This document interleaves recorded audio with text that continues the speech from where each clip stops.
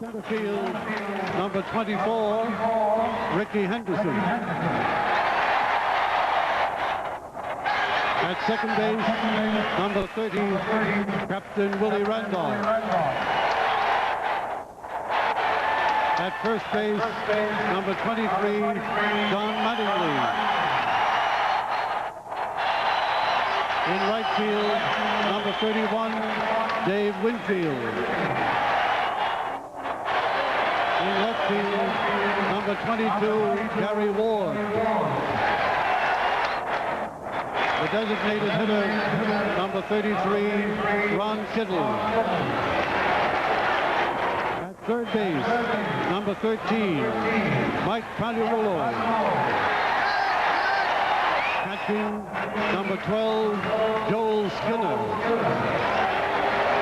At shortstop, number 2, Wayne Tolleson.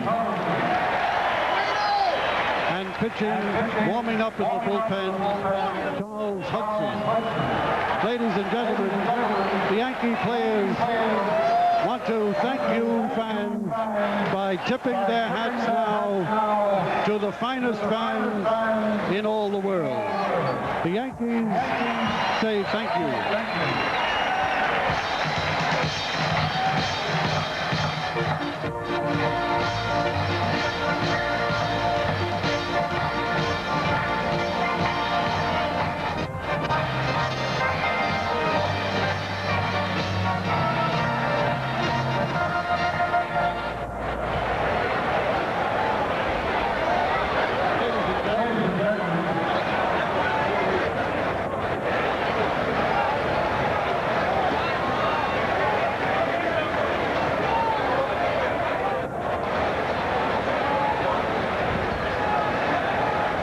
We direct your attention now to the Diamond Vision and a tribute that I think you'll all enjoy.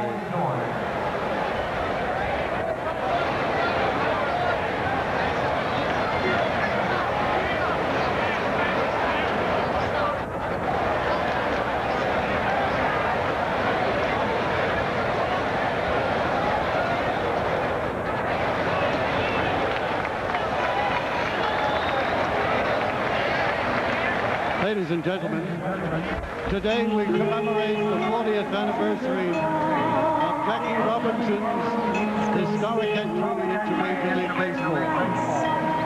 Jackie Robinson was a man who stirred the soul and sensibilities of his generation, and many more to come. And for that we are thankful. Baseball in particular is proud to call him one of its own. In honor of his memory and his lasting legacy, 1987. Mr. October, yes, Reggie, thanks blasting them over the wall. Saw Frank Robinson named MVP in both leagues and fought Gibson blazing that ball. Doby, Irvin, and Elston, McCovey and Stargell and Newt. The joy of that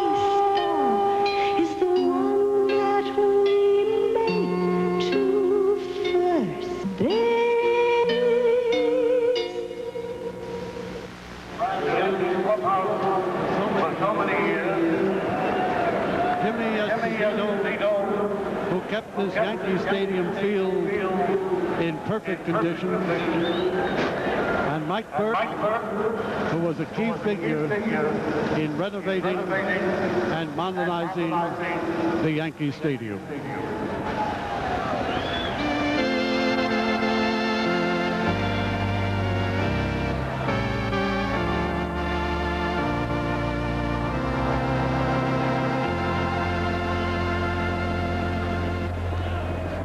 And now, Mr. Robert Merrill and our national anthem.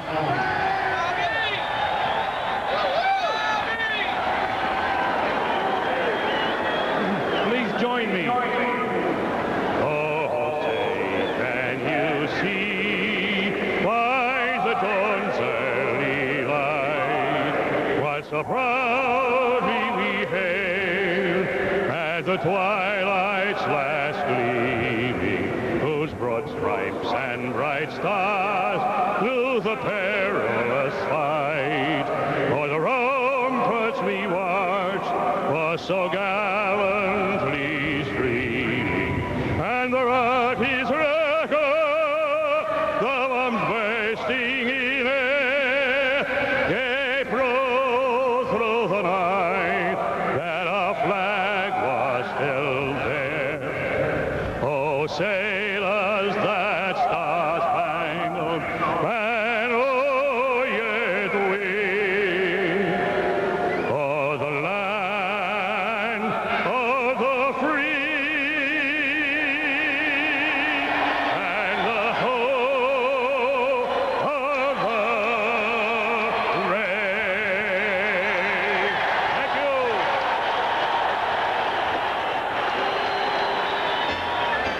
Robert Merrill with a national anthem. The teams have headed back to their respective dugouts. We're getting set for the start of opening day 1987 here at the stadium, and we'll get back with the starting lineups right after this. From the backstretch to the starting gate, from the clubhouse turn to the winner's circle, Sports Channel captures all the color and excitement of the day's races from New York's finest tracks on thoroughbred action and inside racing. Whether it's Belmont, Aqueduct, or Summer in Saratoga, Harvey Pack and John Imbrial will show it all. That's thoroughbred action Wednesday through Monday and inside racing every Tuesday at 6:30 and immediately following New York Sports Nightly, only on Sports Channel. Sports Channel's great 1987 baseball season swings into action in April.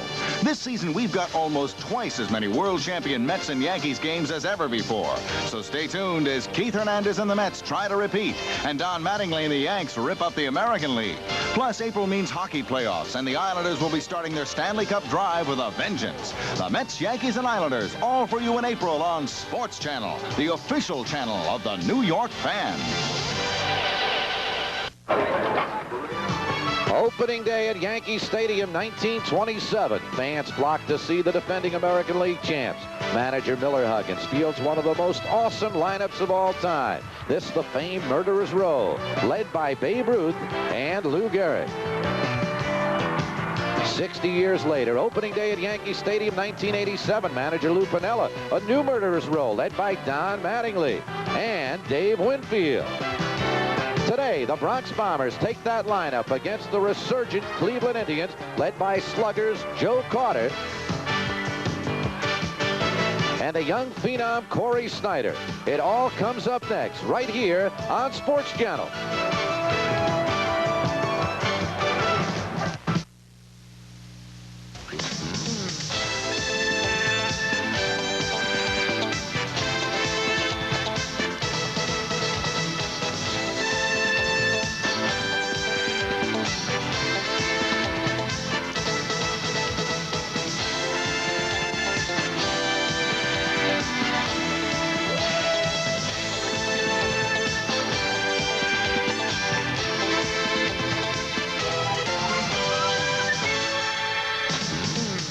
Sports Channel presents New York Yankees baseball.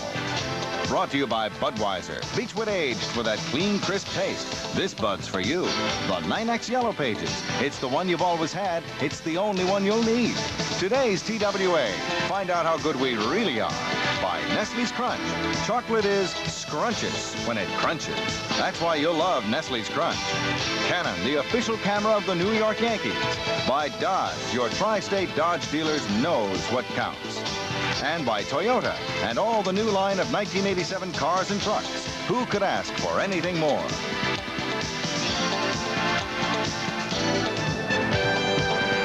From Yankee Stadium in the Bronx, New York, Sports Channel presents Opening Day at the Stadium, New York Yankees baseball. Today the Yankees take on the Cleveland Indians. The starting pitchers this afternoon for the Indians, Greg Swindell. For the Yankees, it'll be Charles Hudson.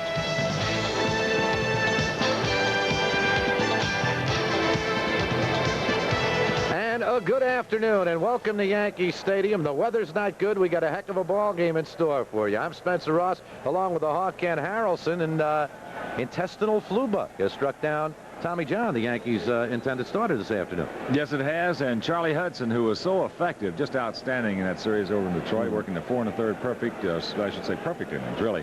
He will be opposing the left-hander Greg Swindell, who last year was pitching for the University of Texas. All of a sudden, boom, he was 5-2 with the Indians, so it'll be interesting. We'll talk about the Indians' offense a little later.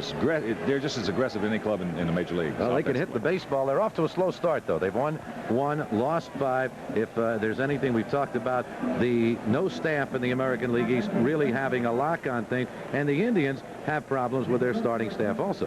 Well, as we've talked about that quite a bit in the last 5 ball games, there's nobody has a definitive staff in the American League East, so defense and long and middle relief are going to be some of the keys this year, along with scoring some runs. Well, they've got Corey Snyder, they've got Joe Carter, they've changed their lineup around a bit with Tommy John out of the lineup, but this is going to be an interesting start as far as Charles Hudson's concerned.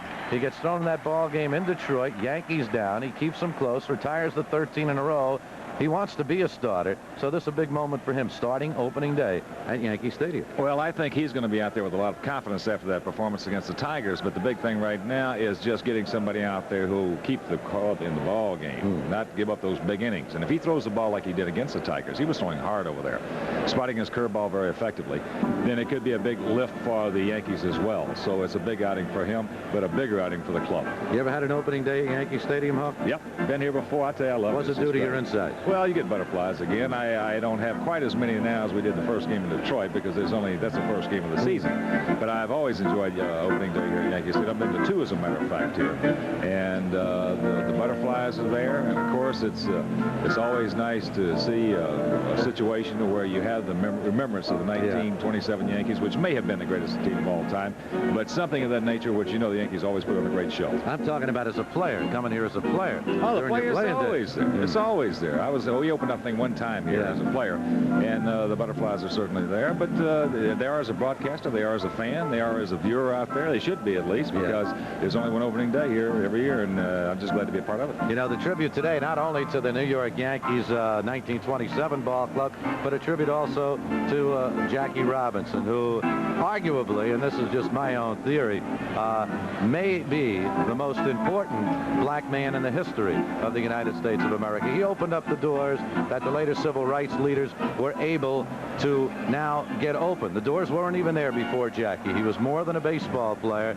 He was a leader, a pioneer, and truly one of the great men this country has ever produced.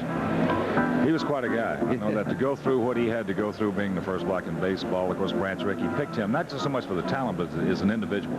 He had all the qualities, all the characteristics that it took, and I'm glad to see baseball paying tribute to him. Let's go out there and get these lineups going there. Get ready to hit the field. We're set now for the starting lineups here at the stadium as the Yankees and the Cleveland Indians are all ready to take the field. The New York Yankees have taken the field, so we will check out the starting lineups for you right now. First of all, for the visiting Cleveland Indians, Tony Bernazard will lead it off, and he will be the second baseman. Tony Bernazard Bernazard will lead it off. Then it'll be Otis Nixon in center field. The shortstop will be Julio Franco. Joe Carter batting cleanup at first base. The left fielder will be Mel Hall. Pat Tabler, the designated hitter, batting seventh at third base. It'll be Brooke Jacoby. Corey Snyder will bat eighth. The young phenom last year in just 103 ball games hit 24 homers, drove in 69 runs. Snyder, who can hit them just about as far as anybody, batting eighth, playing in right field. And the catcher, 37-year-old veteran Rick Dempsey. Dempsey, of course, coming over to the Indians, spending his whole career with the Baltimore Orioles, and he should add something to this as far as he's one of the better signal callers in baseball. But right now, Charlie Hudson is making his way out to the mound. A big start, as we mentioned. A big start for Hudson and a big start for the Yankees. In that game in Detroit, when he worked the 4 1/3 perfect, that was the second day of the season last Wednesday, in relief of Tommy John, who, as we mentioned, was scheduled to start today, but he has the intestinal flu bug, so he will miss it. We do not know how long he will be out. We assume he'll just miss one turn. But Charlie Hudson, in relief, struck out 3 against the Tigers, and as we mentioned, was throwing the ball very, very well.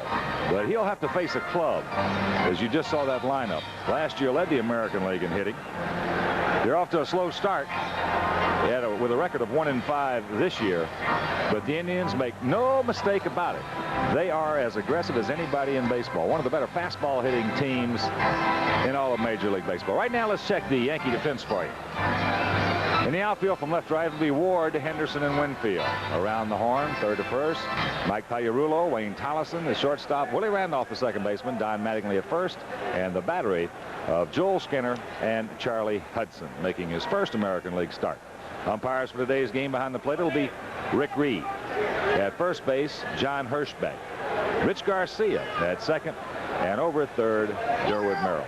So the Yanks coming back after a 6-game road trip to open up the 1987 campaign, where they split 3. They won 2 out of 3 at Tiger Stadium, lost 2 out of 3 at Royal Stadium, and now we'll try to get on the board over that 500 mark against the Cleveland Indians, which we mentioned have a record of 1-5. So Bernazard, Nixon, and Franco. And we are set, and here is Tony Bernazard leading it off here for the Cleveland Indians. Bernazard coming off a marvelous season in which he hit .302.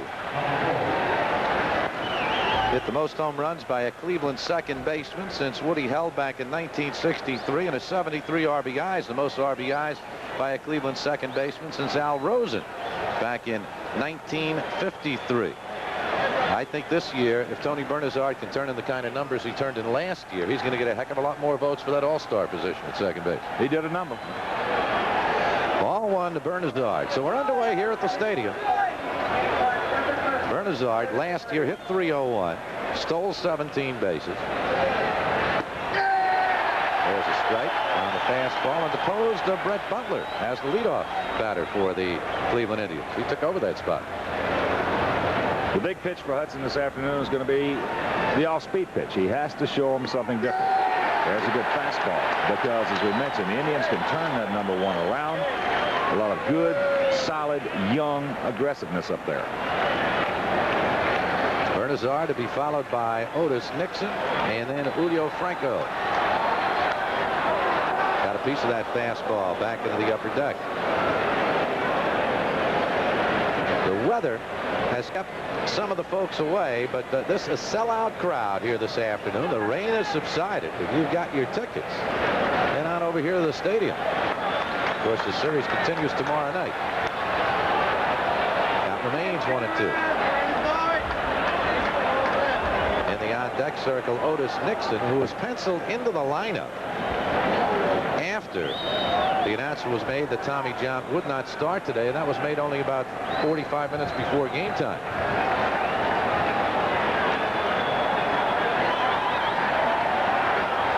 One and two. Counts here. There's some people who can run in this Cleveland ball club also. You point out the aggressiveness. They have 9 stolen bases in 10 attempts already. 6 ball games, they had 19 doubles, 8 home runs. But they've got a record of 1-5. You've got to have the pitching, and the Indians' pitching has been dreadful thus far.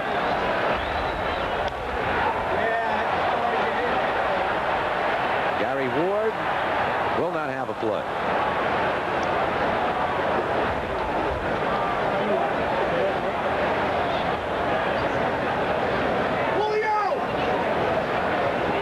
Bundled up down that left field line. On a chilly afternoon here at the stadium, but the warmth gets right through you when it comes to opening day.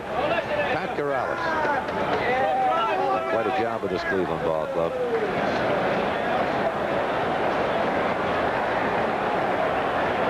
Two balls, two strikes. To Tony Bernazard leading it off.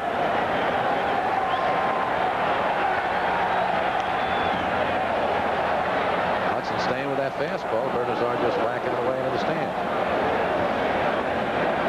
That's a little nippy out there. No batting practice.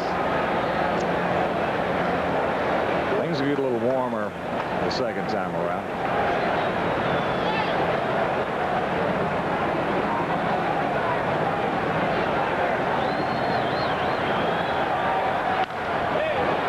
Willie Randolph, the Yankee captain at second base. And the first out of 1987 recorded here at Yankee Stadium.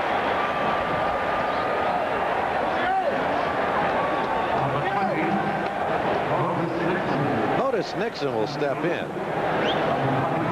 Otis Nixon gets into a lot of ball games for the Cleveland Indians. Otis Nixon does not get much of a chance to bat. Last year, he was in 105 games, only batted 95 times. He is baseball's designated runner. 23 stolen bases last year. And a former Yankee, in fact, at Columbus, while a member of the Yankee chain back in 1983, he stole 94.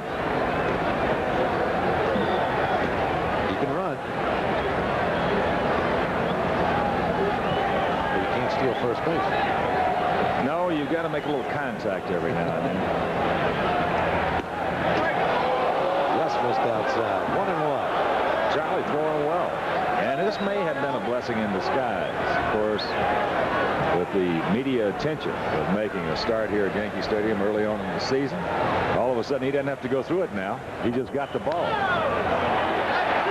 But a little too hard, and even with Nixon's speed, Magliarulo makes the play easily. So 2 men are out. It's an interesting point you make. If you have time to think about it, you can be hurting a little. But if you come to the ballpark and all of a sudden they say, here's baseball, you just go out and do your job. Well, the only tough thing about it, though, is that it was a fairly short night last evening. Yeah. But still. We arrived back at Newark Airport at about 11 o'clock. Julio Franco, the shortstop. I've seen this work. I've seen this work many, many times. In fact, I believe I've seen it work beneficially more times than I have negatively. More so with young pitchers. Yep. In fact, I've seen it premeditated before. Would say so-and-so is going to start, and all along he knew that his youngster was going to start. He just didn't want him to go home and have a sleepless night.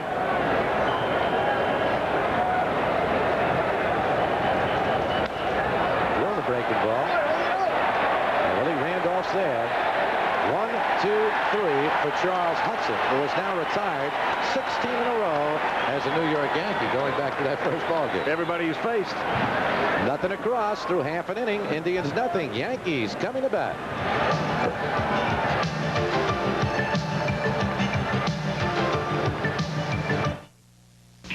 Bud Thunder. It's revved up and coming at you.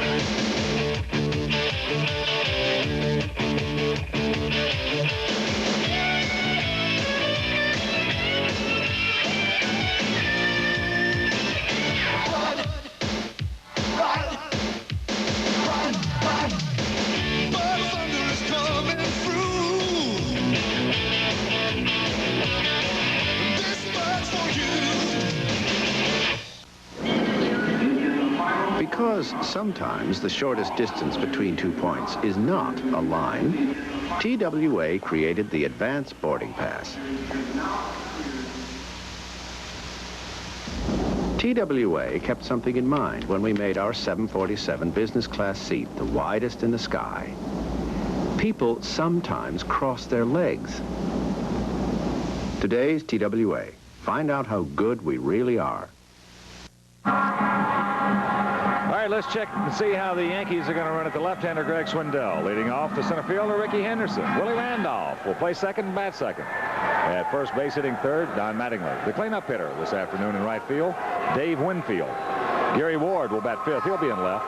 The designated hitter batting sixth, Ron Kittle. Mike Pagliarulo will bat seventh. He'll be at the hot corner. The catcher hitting eighth, Joel Skinner, and batting ninth, the shortstop, Wayne Tollison. Let's check the Indians for you defensively. In the outfield, it'll be Mel Hall in left, Otis Nixon in center, and Corey Snyder in right. Around the horn from third, Brooke Jacoby. Julio Franco, the shortstop. Tony Bernazard, the second. And the first baseman, Joe Carter. The battery of the veteran, Rick Dempsey, and the rookie, Greg Swindell. Swindell will feature the fastball, the curve, the slider, and the change of pace. He has no trick pitches out there, and he can be a workhorse. He pitched a tremendous amount of innings, as he was the #1 pick last year. But he pitched a tremendous amount of innings at the University of Texas. In fact, we'll get into that just a little bit later on, but he can go, and there you see the stats on him this year. He lost his first start to Toronto, and of course this is his first appearance ever against the New York Yankees. That ball game was a 5-1 count that won against Swindell. Sparky Anderson, who is prone to make very large statements, says he could be Cleveland's Roger Clemens. He's a big fella. 6'3", 225 pounds, 22 years old. Well, he also went to the University of Texas. Yeah. Ricky, a little difference in velocity. Yeah. Ricky Henderson will lead it off here for the Yankees. Ball one to Henderson. In the Yankees' 6 games, Ricky has already had 4 multiple hit games, more than 1 base hit in 4 of the contests. He's hitting at even 400 with 2 doubles, 3 RBI. 2-0. Now this is a test, really. When you have Swindell, you have Henderson, and we've talked about this, the youngster letting a Ricky Henderson get on the first time, and how he meets that challenge. Well, from what they tell me, I was talking with Cleveland coaching staff prior to the game, Jack Aker, their pitching coach, and what they tell me, not too many things bother Swindell. As we talked about in the case of Bo Jackson, there's an old saying, good ones come in a hurry. And evidently, he's a good one. He only made 2 starts in Waterloo. There's ball 4, so Ricky Henderson leads it off with the base on balls. And we'll see, indeed, just how Mr. Swindell reacts. So Henderson out at first base to lead off this ball game. And the Yankee captain, Willie Randolph, will step in. Bottom of the first inning, opening day here at the stadium. Randolph with 4 base hits and 20 at-bats thus far. Sat out Saturday's game with a bit of a virus, which is apparently creeping around the Yankee clubhouse. Tommy John out today. Strike 1.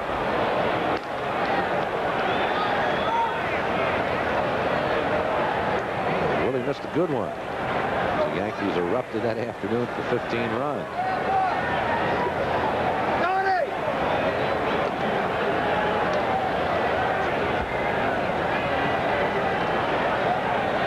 Ricky Henderson leading from first. There's a base hit. Henderson will have to hold at second as he had to hesitate for fear that Bernazard might come up with the ball at second base. First and second, nobody out here on the bottom of the first, and the cheers are for Don Mattingly.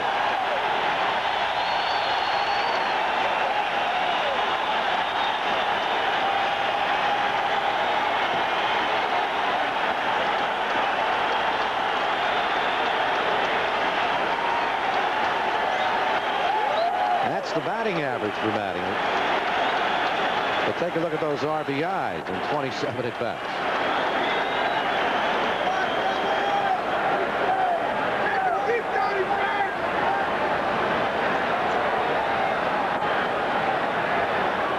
First and second, nobody out here in the bottom of the first.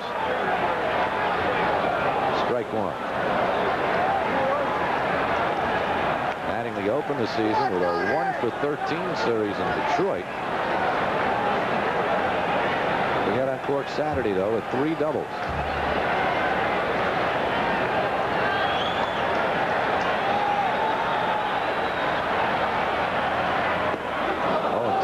breaking ball. Good location. Started him off with 2 of them. Check swing on the first one. First and second, nobody out. Swindell came up last year after pitching at Waterloo, but did not appear against the Yankees. 5-2 with the Indians. Got him chasing again. Mattingly goes down swinging on 3 pitches.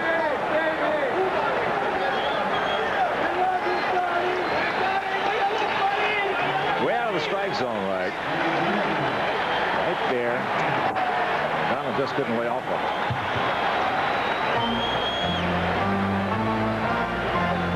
22-year-old Greg Swindell. It's Henderson at second, Randolph at first. No score, bottom half of the first inning. Dave Winfield stepping in. Winfield started off smart. 8 for 22 for that 364 mark. No extra base hits yet.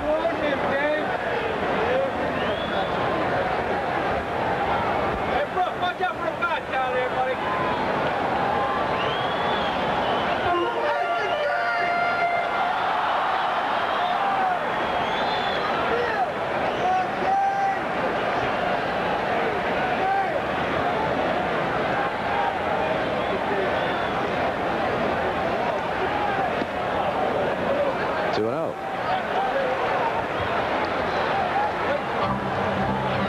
Looking in at home plate umpire Rick Reed, asking him where it was. He wanted that fastball.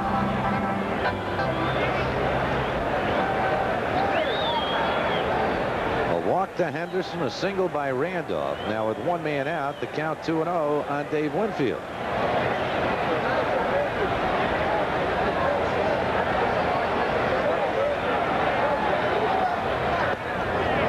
Inside with that breaking ball, 3-0.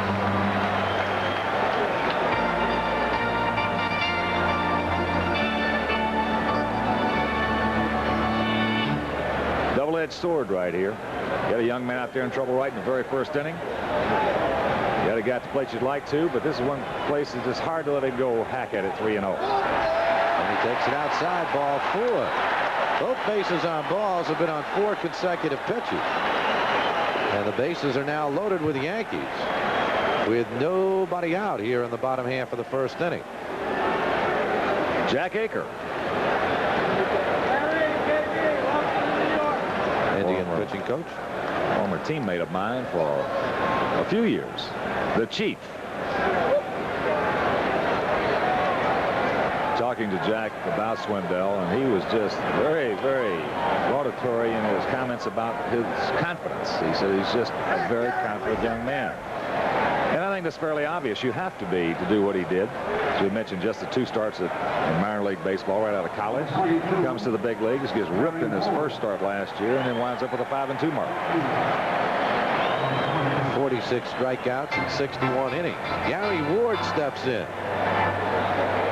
Ward 7 for 25 here in the early part of the season. Bases loaded, 1 man out. And Swindell misses inside with that breaking ball. Right here, where the hitter just cannot help him out. He's got to make him throw strikes, and from the hitting standpoint, throw something that you can drive hard.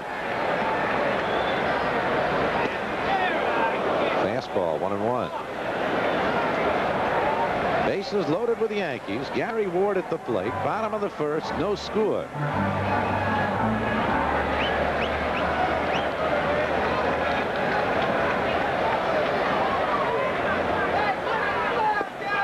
Good pitch, 1-2. Forwarded right on home. Had a little different motion with that one. Looked like he was trying to get on top. Looked like he had the ball wrapped. And all of a sudden, here it comes. The Express. You see the bases filled with the Yanks. Henderson, Randolph, and Winfield.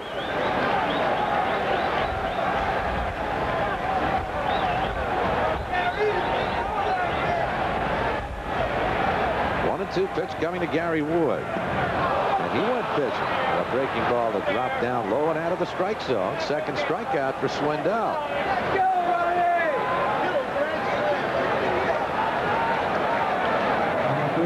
Well, he pitched himself into this jam, and he's trying like the devil to pitch himself out of it.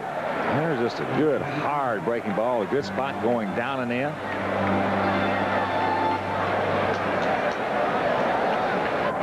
Gets out in front of you. He can be mighty, mighty tough. Ron Kittle, who's been tough in his 2 starts as a designated hitter for the Yankees with 4 base hits and 8 at-bats, a double and 3 RBIs.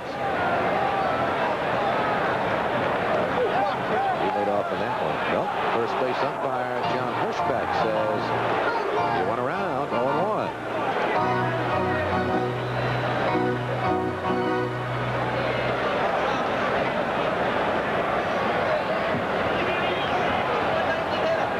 Bases loaded, 2 men away.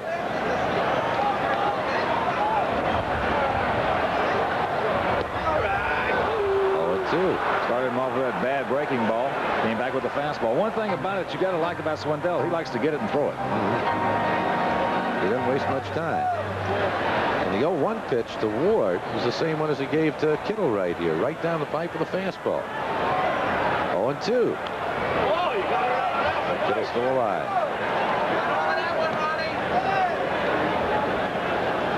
A leadoff walk to Henderson, a single by Randolph with 1 out. Winfield takes a walk. And Swindell ahead 0-2 on Ron Kittle. This one's going to go out of play. Dempsey giving chase.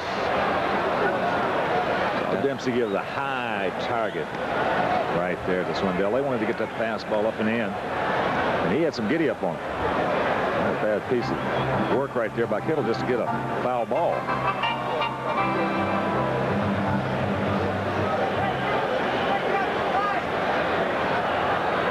Took something off of it, and Kittle gets himself a 2-run base hit as Henderson scores, Randolph scores, and Winfield moves into third base, and the Yankees have jumped out in front by a score of 2-0. Well, he made the mistake, and Kitty did not miss it.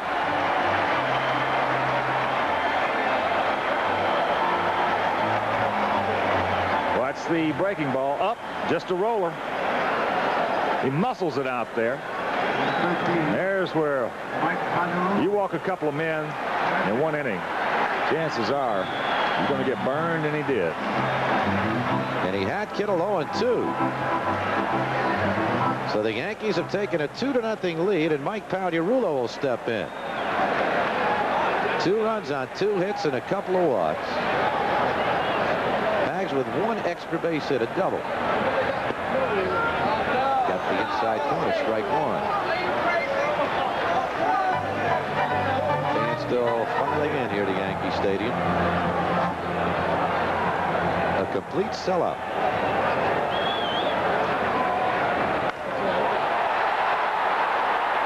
Long run for Nixon, but he's got speed. He's got the baseball. Side retired, but not before the Yankees get on the board here in the bottom of the first inning with 2 runs and a couple of base hits. They leave 2 through 1 inning of play. The Yanks 2, the Indians nothing.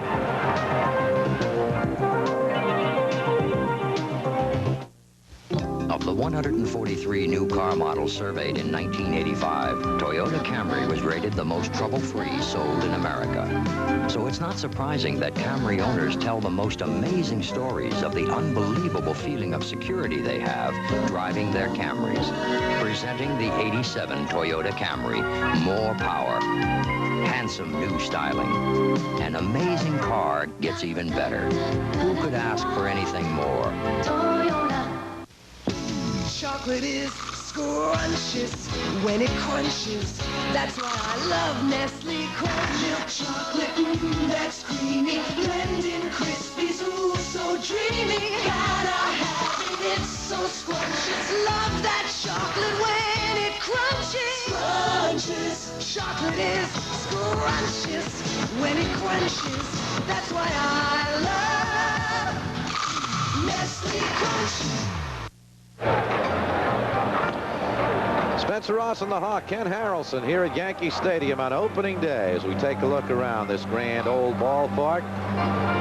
There are some empty seats there, but they've all been sold for this afternoon's opener, more than 55,000. Boy, I had a big disappointment this morning. I woke up at 7:15, and I want to tell you, when I looked outside, I was a little down. I didn't think we had a chance in the world of getting this. game in today. Of course, the Yankees, as we mentioned, getting some of them staying at the hotel down in Jersey. Didn't get there till fairly late. So, indeed, it was a fairly short night. But the big right-hander, Charlie Hudson, who thus far in his short American League career has retired every hitter he has faced. That is ultimate perfection. 16 in a row. Got 13 opening day. Not opening day, second day of the season at Detroit, and comes back here to get the first 3. And now he's got Joe Carter, Mel Hall, and Pat Tabler to face. You're talking about some heavy wood.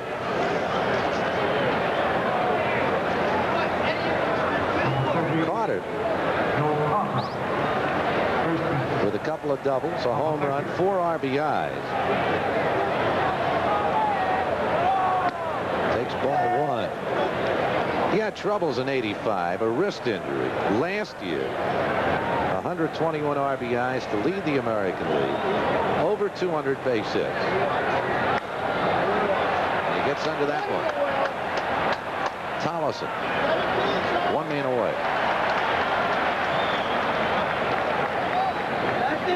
Carter.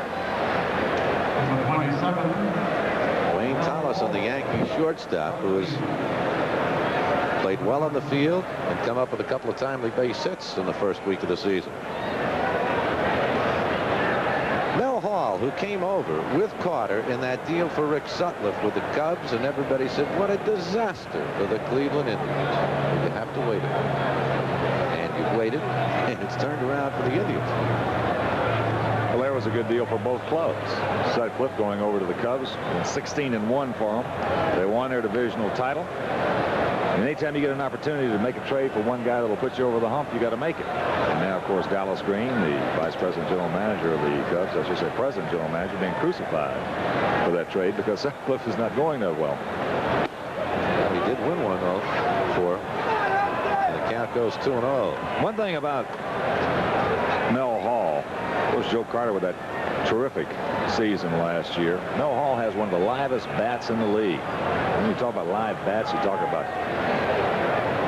O.W. McDowell. And he hits this one very live indeed. Goodbye, back into the right field bleachers. What were you saying? Enough said. It didn't take that one long to leave the yard. Mel Hall gets the Indians' first run of the ball game. He missed all of '85. A serious car crash, came back to hit .296 last season and powers this one. Back into the right field bleachers. We've got a 2-1 ball game in favor of the Yankees. Got his pitch. Fastball right there, and he just hurt it.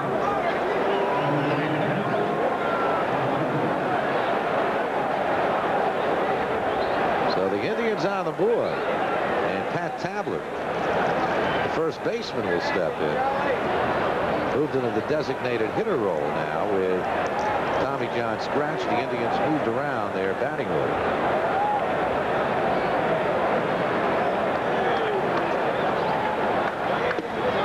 Strike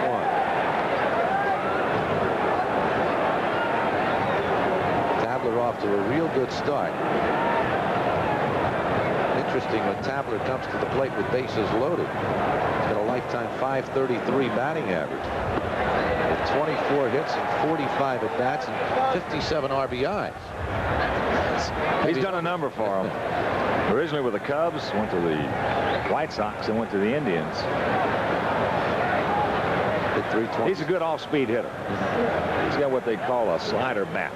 What they're doing when they say a slider bat is, you see there's a good fastball right there, the last 2, is the fact they're just trying to use that as a gauge on how quick a guy's bat is. When they say a slider speed bat, that's one that's just, he can catch up to that kind of a pitch. And you make a mistake with him with an off-speed pitch, and he's going to hit it hard.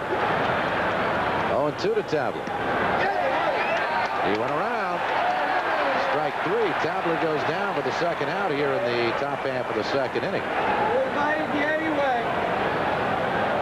All heat. This one up out of the strike zone. And Hudson has his first strikeout. Brooke Jacoby, the third baseman, who hit 288 last year, but struck out 137 times, a Cleveland Indian team record. Strike one, the slider. Good one.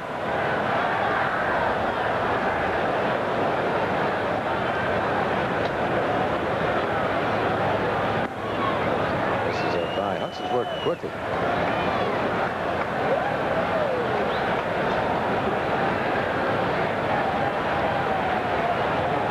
Three hits and 21 at bats for Jacoby. 1 and 2. Most pitchers, what a lot of pitching coaches do, they just tell them, if you're going to make a mistake, work it because, or make it because you're working too quickly rather than too slowly. It's a lot easier to gear it down than it is to gear it up.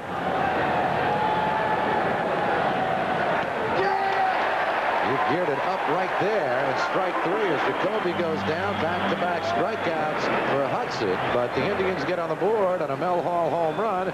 Through an inning and a half, it's the Yanks 2, the Indians 1.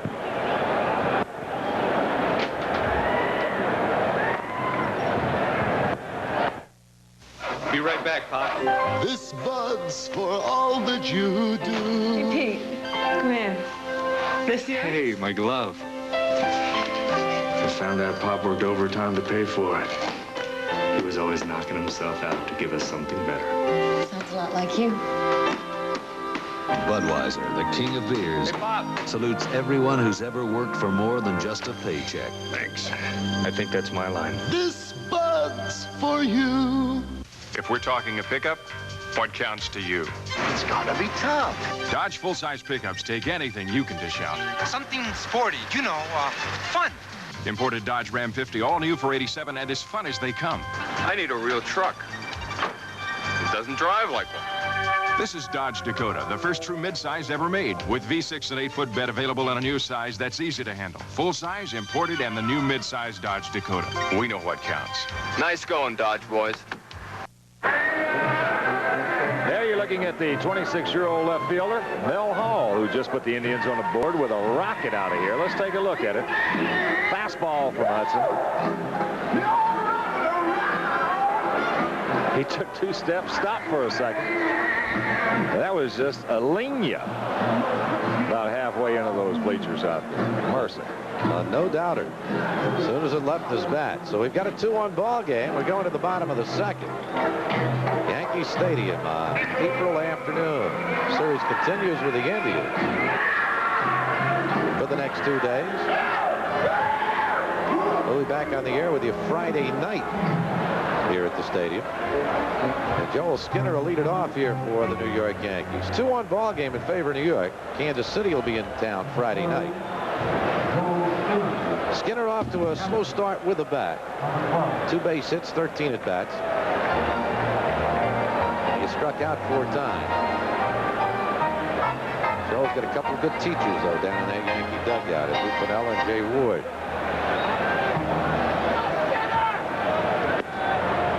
Strike 1.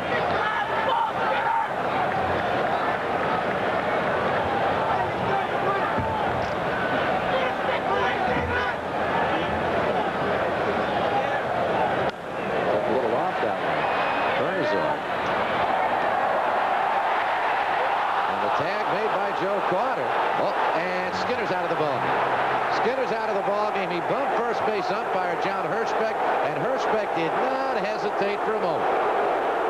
He said, "Goodbye, young man."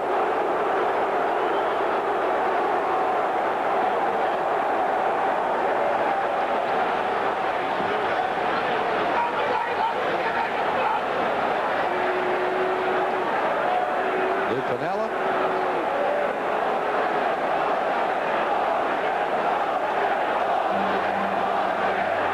He's not questioning the ball. He's questioning the call. That's all. There's no question about it. If you touch one in that situation, chances are you're going to get run, and he got run in a hurry.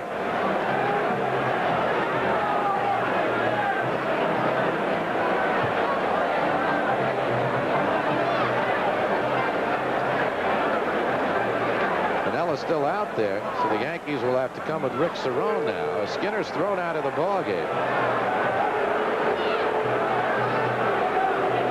You'll see the wide throw by Bernazard pulling Carter off the bag. At this point, Joel Skinner couldn't tell from the angle. But he is such a passive type individual. Let's take another look and see if we can see it from a different angle. If you got him anywhere, you had to get him up on the helmet, and the helmet never blinked. And there, right there. So long. Skinner thrown out of the ball game. And here's Wayne Tollison. Ball 1. Hey, Rick, go get him, Rick! Good start for Tollison, not only in the field, as you can see, at the plate with that .409 average. Franklin. No play. Infield hit for Tollison.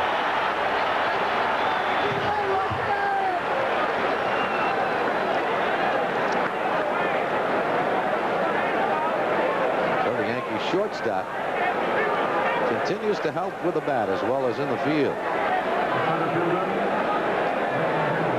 Watch Carter as he just momentarily juggles it. Can't get the handle on it. He's got a gun. Caught him right in the heel of the glove. If he makes the play cleanly, it's going to be interesting to see what happens, because he can get it over there in a hurry.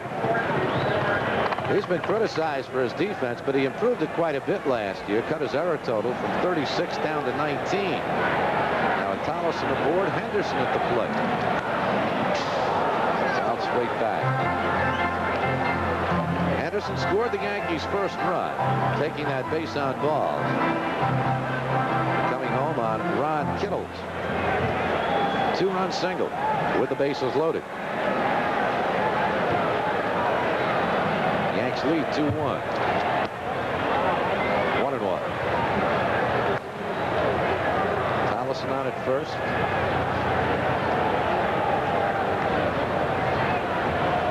Well, the Indian defense right now is still a little suspect. They're going to have to prove it first. And when you have a situation where they do not have a real solid staff, as we talked about earlier, the best way in the world to improve your pitching staff is to catch the ball. That's the best way in the world to do it. Good defense will make you a much better staff. So in the Indians' case, as in the case of many clubs in this Eastern Division, they're going to, whoever plays the best defense and whoever makes the fewest mistakes got a chance. 1-2 now to Henderson. One man out. Yankees leading 2-1 here in the bottom half of the second. Left-hander Greg Swindell. I tell you, the pack of good young ball players coming up into the American League. No, there are some thoroughbreds coming in.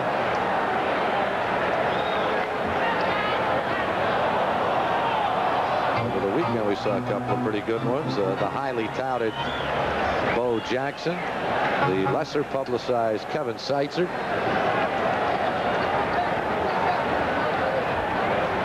Hit the baseball. 1-2. 2-2.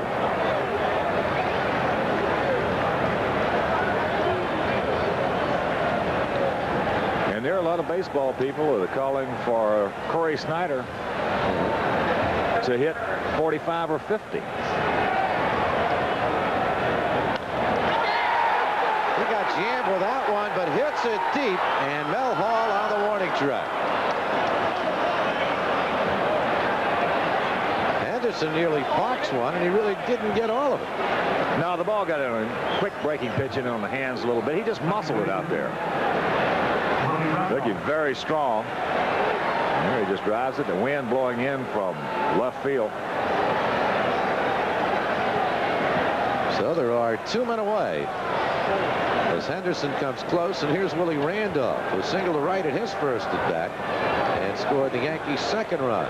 Yanks lead 2-1, bottom of the second.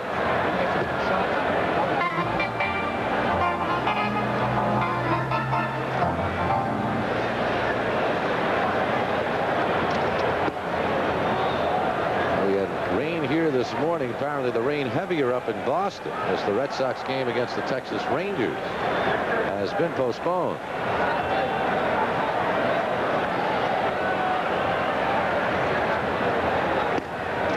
Two and up.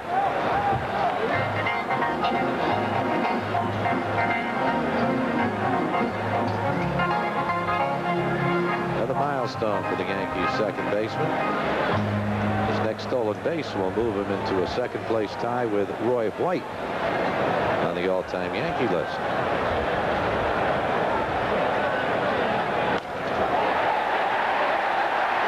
Tollefson will head for third, and he will make it easily as Randolph is on with his second straight base hit, and Randolph is going to go down to second base as they messed up that throw back into the infield. Tollefson holding at third.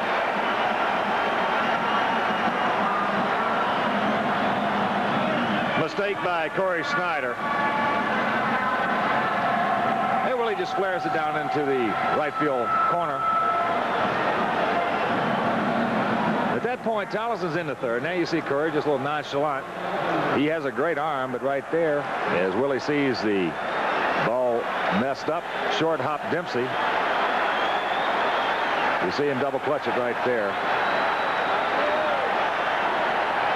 But the Yanks will take it. He overthrew Carter. Here is Mattingly taking ball one. Mattingly went down on 3 straight pitches back in the first inning. Big breaking balls way out of the strike zone, low and outside, and he went fishing. 1-1. You will not see that happen too often to Don Mattingly.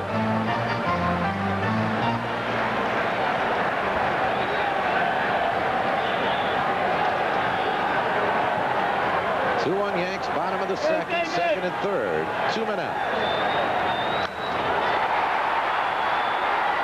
Mel Hall has a play, and the side is retired. Yankees threaten, but come up with naught as they come up with 2 base hits, no runs. There was a Cleveland error. The Yankees leave 2 through 2. Yanks 2, Indians 1.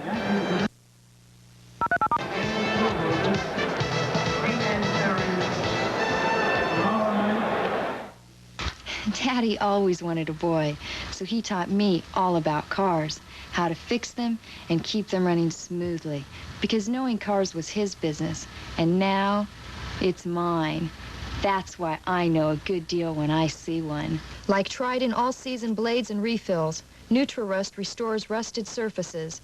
CRC 556 protects metals. Now at any one of the 104 Auto-Rite stores near you. Do it right with Auto-Rite. Mercedes-Benz, more than a car. It's a way of life. It begins the moment you enter our showroom. Helms Brothers has one of the largest selections in the entire New York metro area. Experience an unsurpassed level of service. Service that remains with you throughout the life of your car. Preview the entire 1986 line on display for immediate delivery. Helms Brothers in Bayside, the dealer that makes it easier to buy or lease. Here we go again. Don't worry, relax. You'll see they have everything for all of us. Where are we going? Nemo's Army-Navy store. But... No, but... We're going to Nemo's for their special camp outfitting offer. It's terrific. They're the camp experts. They have everything we need. And they'll sew on the name tapes and deliver the order to our home for free. You've got to love Nemo's camp special offer. Nemo's with 2 huge locations in Oceanside and Hewlett. You've got to love it. Well, we've got a new catcher in the ball game for the New York Yankees, Rick Cerrone, replacing Joel Skinner, who was thrown out of the ball game after bumping first base umpire John Hirschbeck after a close play at first base. You've known Joel for quite some time. You ever see him lose his cool like that? No, never. That's the reason, as we just talked about during the break. You got to feel like that Carter didn't tag him. But that's a tough play for Hirschbeck because he didn't have a good angle on it. Well, here's the young man we've been talking about, Corey Snyder, at a Brigham Young University. His college days, all he did was compile a slugging average of .844.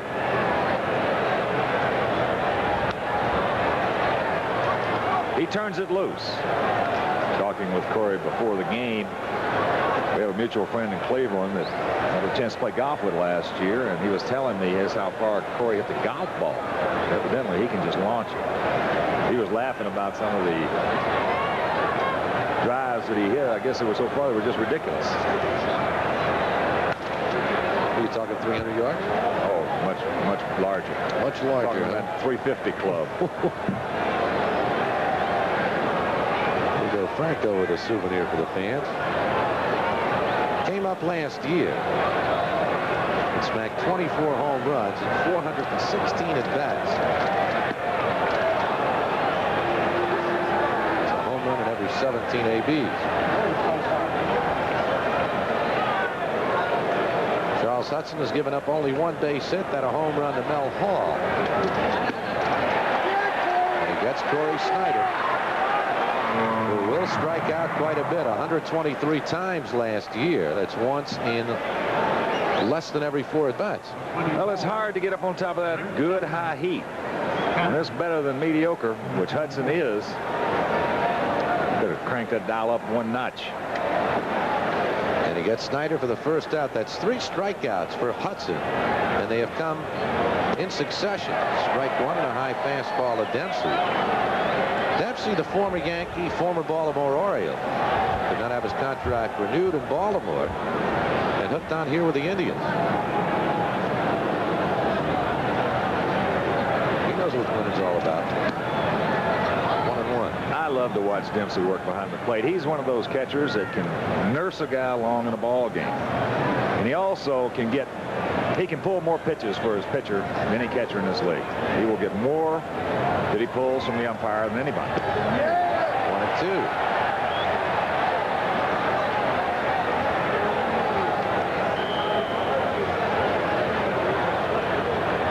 We'll get into Dempsey, the way he works a little bit later on in the game. You'll see where he sets up. And he's always working towards the plate. That's the reason he can pull pitches for him. So more heat from Charles Hudson, who has now struck out 5 in a row. Check it, 4 in a row. Tabler, Jacoby, Snyder, and now Dempsey. They're making it look easy. And with 2 men away, we go back to the top of the Cleveland batting order, and Tony Bernazard, who bounced out to Randolph in the first inning. Hudson's never really been what you call a strikeout pitcher, although he does have good speed. Ball 1. Well, we had a conversation with some scouts. You were sitting at the table there in Detroit after the game the other day, talking about the Hudson Easler deal. And everybody was saying this is after Charlie had pitched. There's the fastball. Count evens at 1. And everybody, the consensus was, everybody thought when it first happened, it was a bad deal for the Yankees. And they all agreed that's the best they'd seen Charlie throw ever. Continues to throw heat. Howdy Rulo may have a play. And a 1-2-3 inning for Charles Hudson. Nothing across for the Indians through 2.5. Yanks 2, Indians 1. That'd be a great result.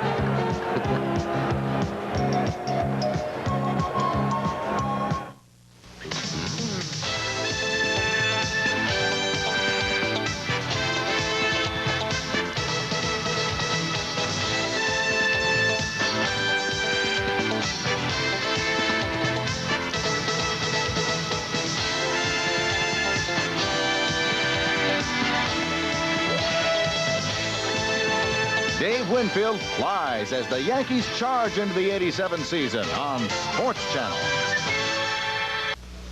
Hey, Whitey, let me borrow your radio. No way. You're not playing that country western on my radio.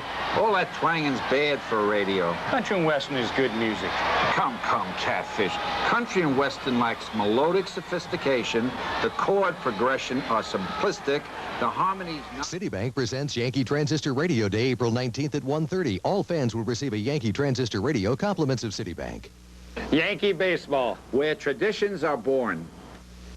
Well, we're back here at Yankee Stadium at our broadcast booth. Spencer Ross along with the Hawk Ken Harrelson. And through 2.5 innings of play, we have seen Charles Hudson mow the Indians down. 1 base hit. He struck out 4. Getting back to what we were saying about Hudson. The scouts saying they had never seen him look. They had never seen him throw better than that. And it was nice to hear because, as I said, the consensus was that they thought it was a deal that was going to benefit Philadelphia more. But on the other side of that coin, where was Easler going to play? Yeah. With the Yankees. And all of a sudden they need some pitching. And if Charlie Hudson continues to throw the way he is, that could turn out to be one of those deals that, you know, nobody's that smart. But that could turn out to be one of those deals that's just unbelievable. Hudson last year in 144 innings struck out only 82. In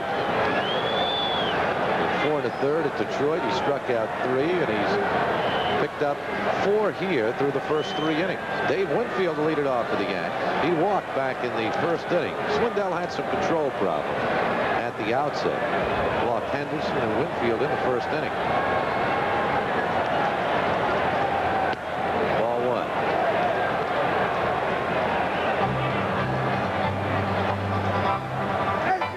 Yankees with 2 runs in the first. To Henderson, base hit by Randolph, and the walk to Winfield. Kittle with a 2-out, 2 RBI single.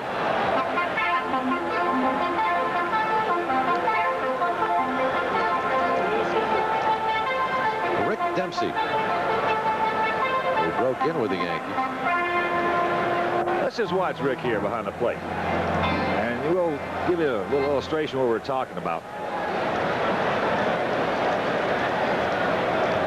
You'll see him set up, and let's see where he moves. Stayed right there for the breaking pitch. What he will do, he might still be in a learning process here, trying to find out about these Cleveland pitchers. He knew all the ones in Baltimore. He would sit up 6, 7 inches outside at an angle and always work his glove back towards the plate. And that's the reason we mentioned he could pull pitches on the umpire. And the same thing to the inside. When he'd sit up at an angle, whereas his glove was always moving towards the inside corner. Bob Boone's pretty good at that. Yes, he is. I would say that Booney's probably next. Winfield cracks one. Upper tank. It is a home run as Winfield just stood at home plate. The only question was, will it stay fair? And it did. And the Yankees have taken a 3-1 lead.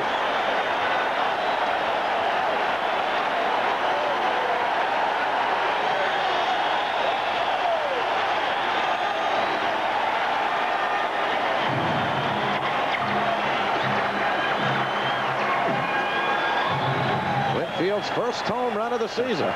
Lord have mercy, he heard it. They were trying to get the heater up and in on him and missed. But he didn't. No, sir. Gary Wood. Strike 1. Oh, the addition of Hudson. The addition of Ward. And Ward and Pasqua. Pasqua gets more of an opportunity to play with Eastler not here, and Ward can help this ball club. 1-1. And Ward thus far has helped the Yankee ball club. Home run, 3 RBIs. And Winfield home run, only the second one of the season for the New York Yankees.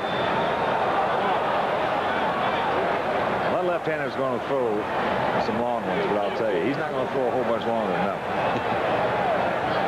That's the man who cracked it into the upper deck. Right down the left field line, Dave Winfield.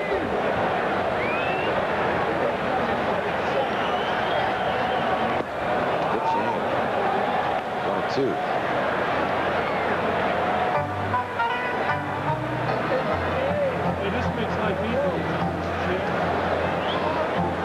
Ward, who came over from the Texas Rangers. Another change. Nice stab by Jacoby. Him up.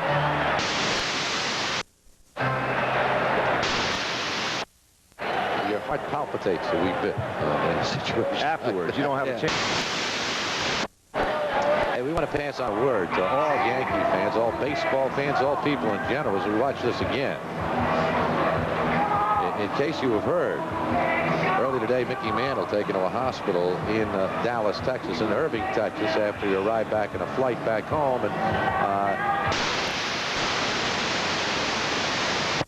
care unit. He had suffered chest pains, but the word from the hospital is that it is not a heart attack. They did list him originally. Categories they immediately put you in on the circumstances.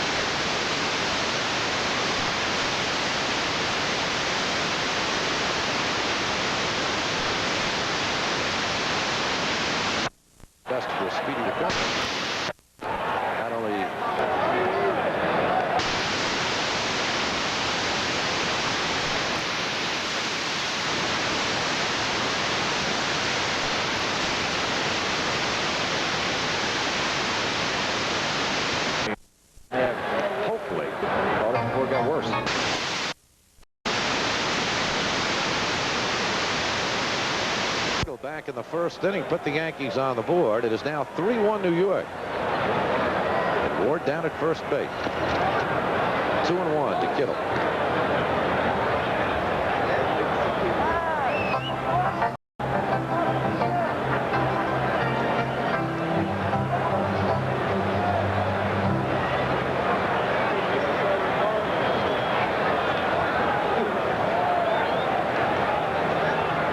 Been 2 scalded seeds thus far in this inning. Dave's home run and that rocket by Ward off the palm ball. Swindell. Count's even now 2-2 to Kittle. You saw in that replay the ball hit Jacoby on the heel of the glove and bounced over and got him in the face.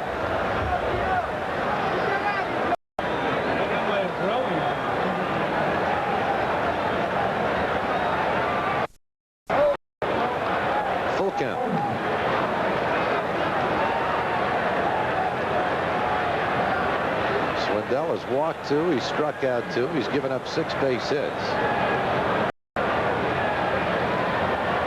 Both walks and K's coming in the first inning. There goes. Corey Snyder has a routine chance for the first out here in the bottom of the 3rd inning.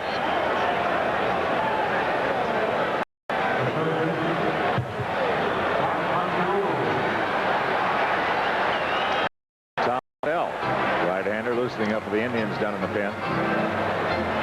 Local youngster, Bergen County, New Jersey, lives now in Tucson. Tom was quite a character in his days in Manhattan College. Nice young man. Here's Pagliarulo.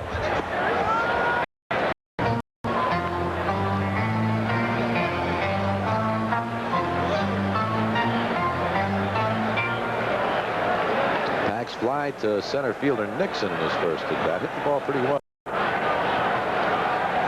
See, Dempsey wants it up. Give him high hits and try to work his pitches up more than any other catcher. Of course, that Baltimore staff was a one staff for some reason that they just slid by unnoticed by most organizations and clubs in management positions. They pitched up for 20 years. But it was an account. It was either pitch or the first strike, one of the two. It depends on the pitcher, though, doesn't it? Well, certainly. But you take like Scott McGregor. He worked him up. He worked Flanagan up. He worked McNally and all the guys over there. He worked them up. Runner goes. It's fouled at the plate. And especially in 2-2 counts. Gary Ward hustling back to first base. Yankees leading in the ball game 3-1. There's Dempsey when he played here. Remember his first break, the Yankees had a fellow named Thurman Muntz behind the plate. Rick used to say to me, "Are you going to play here?" He could play. That position belonged to the late Thurman Muntz. He went to Baltimore. He was an MVP in a World Series. You're talking about the pitch. We mentioned some fairly soft tossers there, especially in McGregor. You go out there and throw 81, 82 mile an hour fastball, and yet a strikeout pitch was a high fastball because it was in the count. He had everybody geared down low middle. They throw you that little dead fish up for a change, the curveball, everything low. Then all of a sudden you get the count 1-2. Here comes the 82 mile an hour fastball. Looks like 105 rolling in there.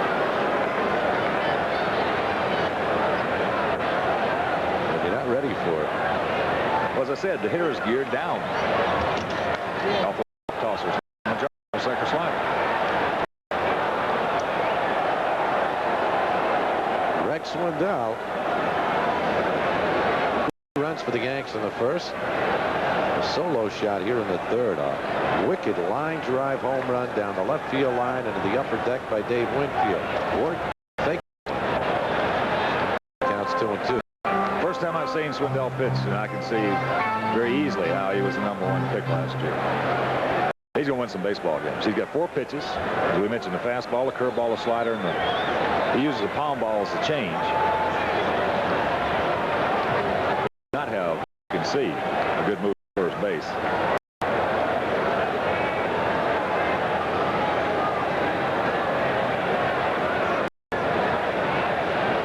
Pagliarulo. Bernazard for one, Carter for two, a 6-4-3 double play. Franco to Bernazard to Carter, and the Yankees go down here in the third inning. A Dave Winfield home run adds yet another score. The Yankees get 2 base hits, and through 3 innings of play, the Yanks 3, the Indians 1.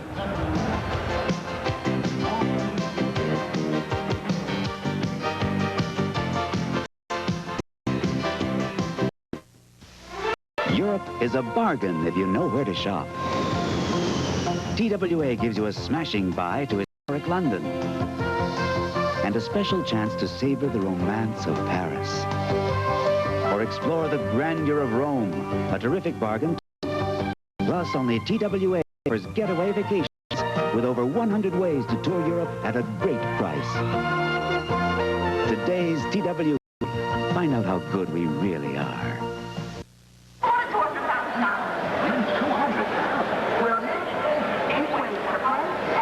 Right, Dave Winfield, and last time up, they were trying to get in on him with a fastball, and they missed. Here comes the high heat, and look at this. I mean, he gets every bit of it. That'll tell the story. And fans, a reminder, this two-sided telecast is presented by authority of the New York Yankees. It is intended for the private, non-commercial use of our audience. Any publication, reproduction, retransmission, or the use of the pictures, descriptions, and accounts of this game without the expressed written consent of the Yankees and Sports Channel is prohibited. So a 3-1 ball game as we move to the 4th inning here at the stadium on a cloudy, overcast day with Charles Hudson getting the starting assignment here in opening day here at the stadium after Tommy John came down with an intestinal virus. And through 3 innings, Hudson has given up only 1 base hit. A look at the cloudy skies and the wind blowing out to the right. We're not going to see any sunshine today.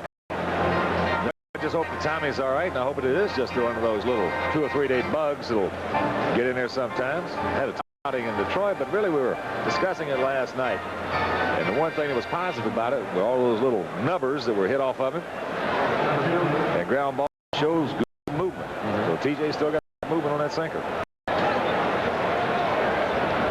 Gave up 7 base hits, but 4 of them were just arm beaters. Yep. Little ground balls. Here's Nixon, who tried to bunt for a base hit in his first at bat, but tapped it too hard, and Pagliarulo made the easy play. That'll be a play. Well, not too many empty seats out there. The Yankee fans have come out in force. This is a sellout crowd. Weather did keep a few away. Not too many.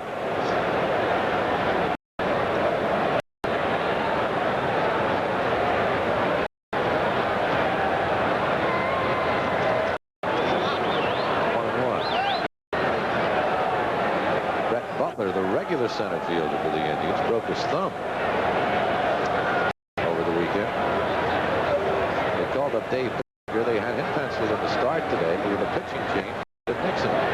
2-1.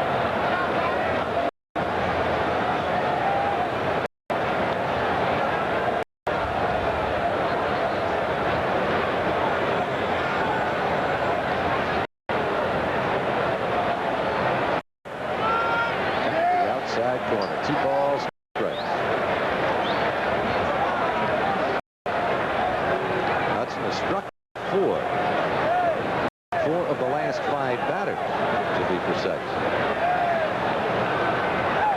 5 of the last batters. Number 5 for Charles Hudson. And there's 1 man away. Here's just a good fastball on the outer half.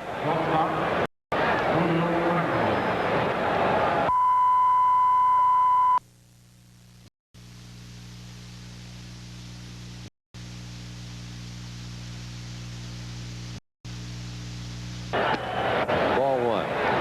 Franco at 3-6 last year. He's got pretty good speed for some reason. He hits the ball hard. He led the league in ground ball plays last year with 28. Inside for a ball. Well, that's easy to understand. He's a big swinger.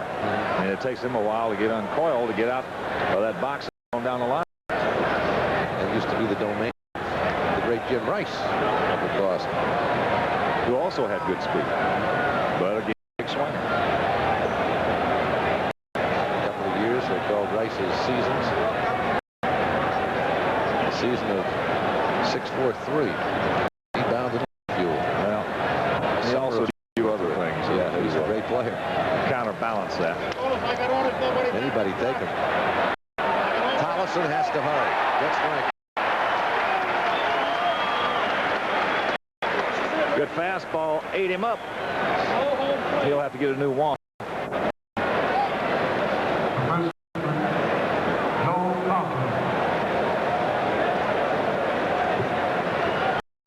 Tollison in a hurry.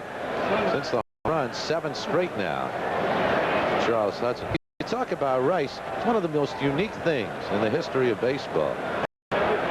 Go back a half a century, there were 3 people who've really played left field for the Boston Red Sox, starting with Wood, Yanks. Now Rice. Number 9, number 8, number 14. Talk about seniority. Joe Carter popped up to top in his first bat. Good slider. Well, Charles is impressive. He is very patient inside his windup. He's not rushing out there. You like to see young pitchers, or anybody, but especially young pitchers, patient in their windup. And he's got Carter 0-2. And he strikes him out to retire the side. Number 6 for Charles Hudson. Nothing across for the Cleveland Indians here in the top of the 4th. It's still the Yanks 3, the Indians 1.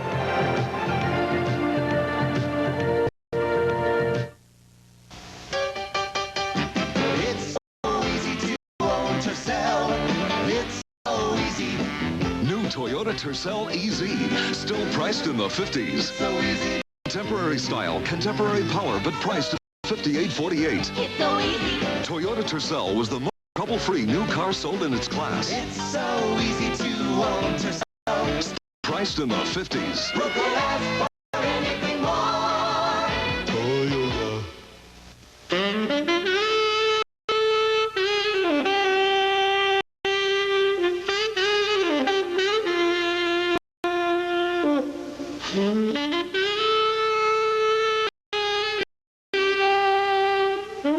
NBO has everything for the well-dressed man. At 30 to 60% off. Everything except shoes. Fans, a reminder, you can share the excitement of New Yankee baseball. The Yankee Stadium advanced ticket windows are open 7 days a week, 9 to 5. And this year, the Yankees are offering full season tickets and several combination plans. We're also ready to help groups of 25 stadium outing. So for ticket information, call 212-236-6000 or get your tickets through Ticketmaster. Just dial 212-307-7171. See all those numbers up there outside of New York. 1-800-2, check that, 682-8080. And join us at the stadium this season for our New York Yankee baseball, where traditions are born. And this is where the tradition was born, back on April 15th, 1923, when they first opened up gates here at the stadium. And the man of war number 3 smacked one into the stands. There's the old facade, the remembrance of years advance, and the house the roof built. Quite a sight. Well, I'll tell you, the first time I ever walked in the stadium as a 20-year-old rookie, 63. Well, I'll tell you, I couldn't help it. I had tears in my eyes. Rick Cerrone. Hey, Rick! Takes strike 1. Ballpark will do it to you. Well, coming out of Savannah, all you read about was Yankee Stadium life. All of a sudden, you're in it, and you're in a uniform to play Major League Baseball. I couldn't believe it. So my first ball game here in 1949. Cliff Mapes hit a grand slam home run. And Rick Cerrone has himself a base hit. Well, just come right out of the bed and go up there and get a hit. Cerrone. Rick. The Yankee battery right now is not the one they get planned on for this afternoon. Hudson replacing John, the intestinal virus. Cerrone replacing Skinner, who was thrown out of the game by first base umpire Hirschbeck following a close play at first base. The best laid plans and all that sort of stuff. Tollison's infield hit was hit to the right of Franco at shortstop. He grabbed the ball in the heel of his glove and couldn't get off the throw. Strike one.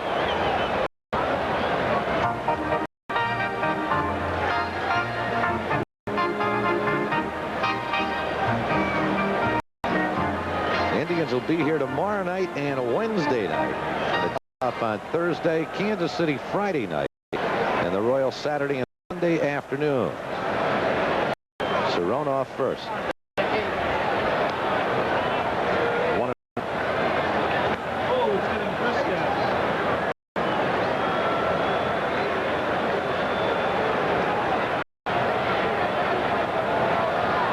Chilly day here.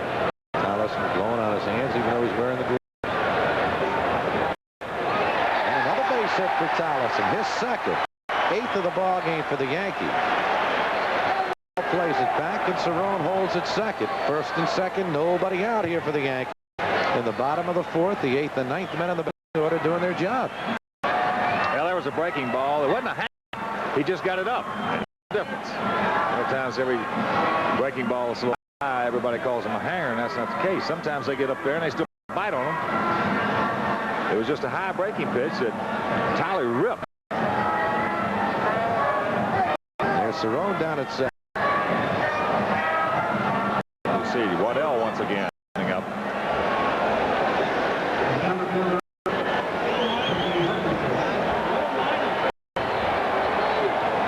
Yankees leading 3-1, looking to build some more here. With first and second, nobody out, and Ricky Henderson walked in the first inning and came around to score the Yankees first run, then fly deep Hall in left field. He got jammed and nearly stroked it in the crowd.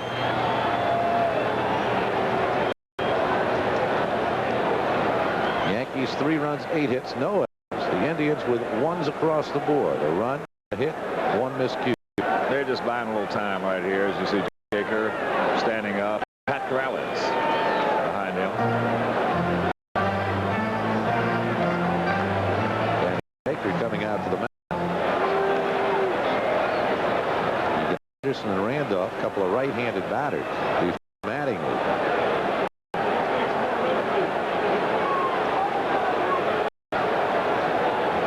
There's Tom Waddell.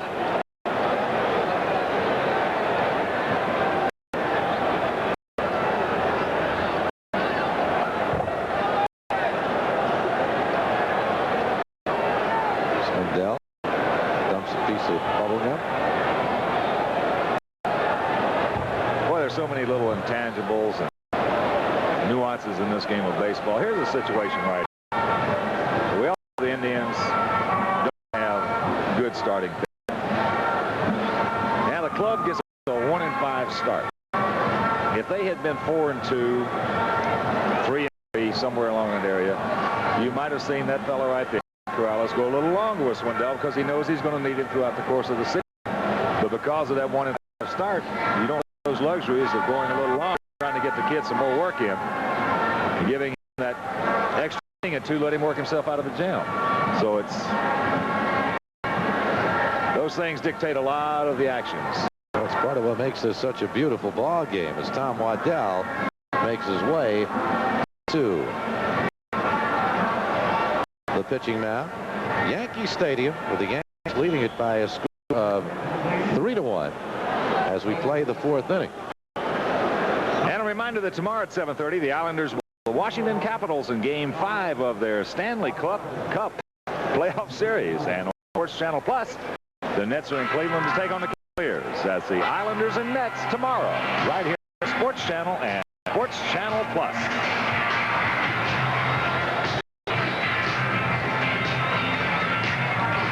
Now, Greg Swindell had his problems this afternoon. It was 3 innings plus. Gives up 8 base hits.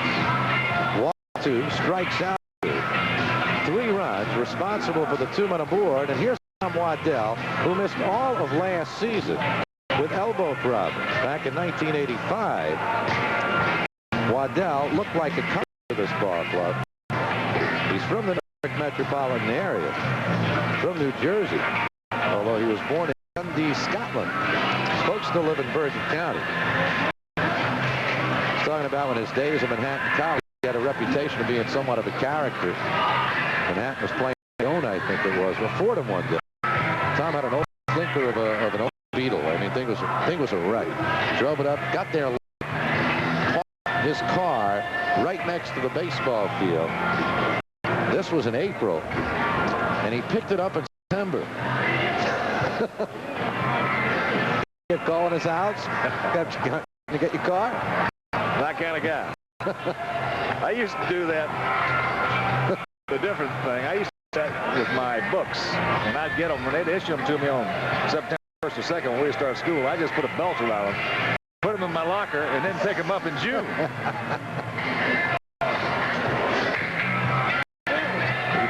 Playing ball. Waddell comes on for Swindell.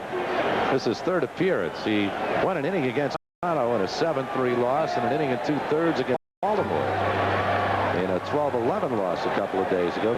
2 hits, 2 runs. Walked 1, struck out 3. Yankees leading by a score of 3-1. Bottom of the 4th inning. First and second, nobody out. Henderson at the plate. No, you're right about Waddell. A couple of years ago when he first came up, one of the best qualities he had as a pitcher was his motion. Deliver. Henderson whacked this one, and Hall will have but it's right. And Cerrone pulled at third base as he couldn't get a good jump. It looked like Hall might have an opportunity at it, and the Yankees have loaded the bases with nobody away. His delivery was 1-2. Arms, elbows, behind, and legs all at you. You saw right there. Ricky, a little quick on it, catches it right on the end of the bat, and it explodes.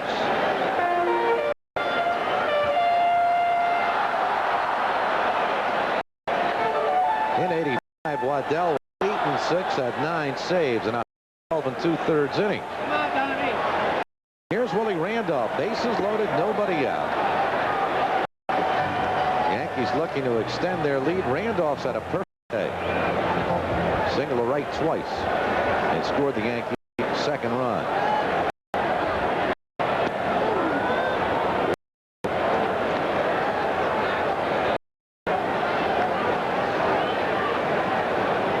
Tommy John missed the start today. Randolph had a bit of a bad Saturday in Kansas City and missed that ball game.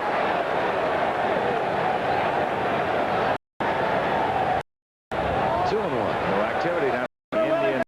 So it's Waddell. They've got a couple of left-handers, Vandenberg, and of course I thought what was a great pickup for him, and Steve Carlton. He's paying dividends. Oh, he's going to help this ball club more ways than one. That'll get home a run and maybe more. How about 2, perhaps 3? Cerrone scores. Tollison scores. Henderson follows it home, and Randolph is in with a 3-run double. The Yankees have now taken a 6-1 lead.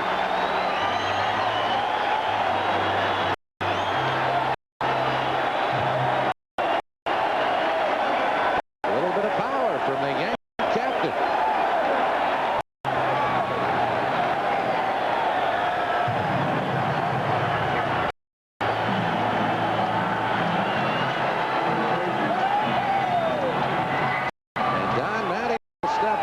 Yankees in 1, bottom of the 4th inning. 2 of those runs. Charge Swindell. There was good base running play on Henry. He had a good shot at it. He knew that Hall had no chance to catch up to it. And boy, I mean, he was right on Tolly coming across home plate. 3 steps behind him. Well, he could have been closer to the fact that in that situation, Tolly's hole to tag in case he catches it. And Ricky got the freedom of going all the way down, and then he saw that they were going to call it. He was right behind him. Mattingly laid off. It takes it for a 1-1. Mattingly 0 for 2. Struck and fly to left. Yankees 6, Indians 1. fourth inning.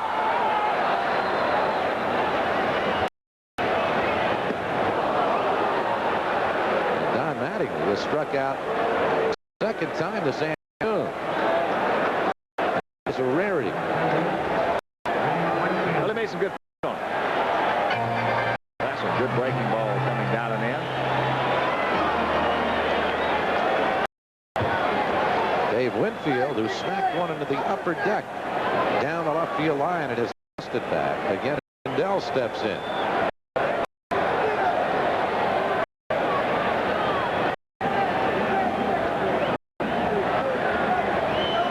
One man out. Randolph's at second.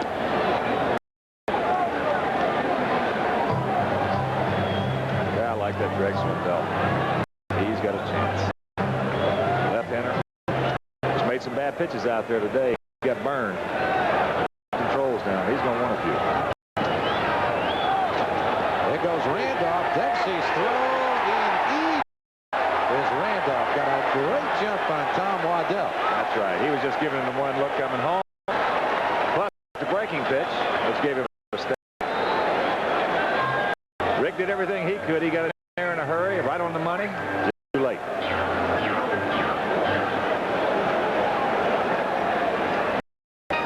There's the breaking ball.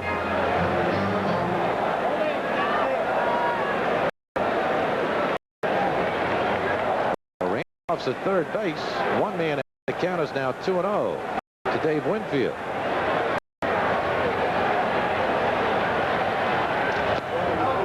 Good slider. 6 runs, 10 hits, no errors for the Yankees. 1 run, 1 hit, then a Mel home run by the Yankees. Committed 1 error.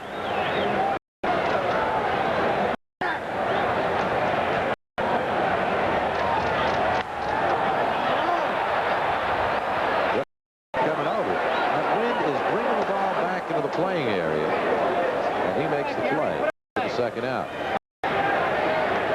Second today, we've seen the wind be a factor. Pop flies down that line. Well, he's the most relieved man in this ballpark. When you've got to play in against Steve Winfield, believe me, he was happy when he saw that ball popped up. That field hit his last at bat. Strike, and that infield hit was a smash down Kobe. It deflected off his glove and his face.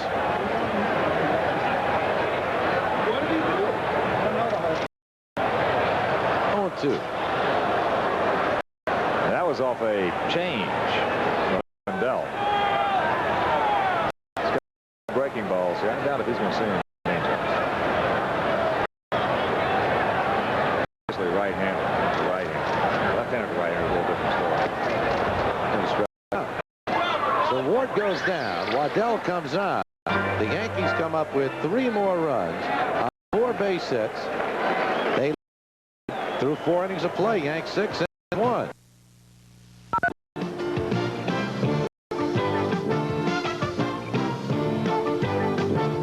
If your heart's getting away in one of the best built cars in America, Majestic Chevrolet is coming through. Get great deals on your favorite models. Sporty Camaros and Corvettes to the 1988 Beretta. Yankee Stadium for the 1980 season, but the big blow last inning. Bases loaded. There's a fastball from Waddell. Willie Randolph hurt it. Mel Hall going back. No chance. And of course, there's Cerrone, who had led off with a single. Here comes Tollison up with a single. Ricky Henderson. A 3-run double. Hurry up, number 2. I'm right on your heels. At least. Yankees 6, Indians 1. We go to the 5th inning. Indians with 1 base hit in this ball game, and this man got into the right bleacher. It's a bit side of the 385 mark. Mel Hall.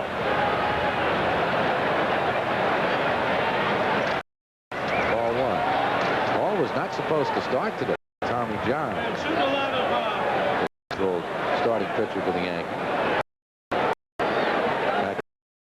Order around after John was scratched with intestinal virus. 2-0. I don't remember the last Hank 2-0, but he remembers the last time this guy was. I'll tell you what, I'd like to see this thing get 3 outs in a hurry. At the Pittsburgh, Cardinals lead goes 4-4. It's starting to come down a heavy drizzle.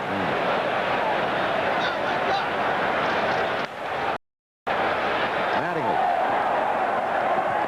Hudson gets over there quickly. There's one man away.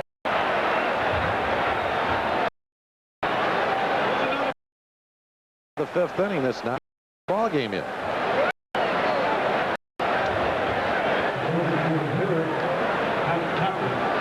One man away. Umbrellas come out.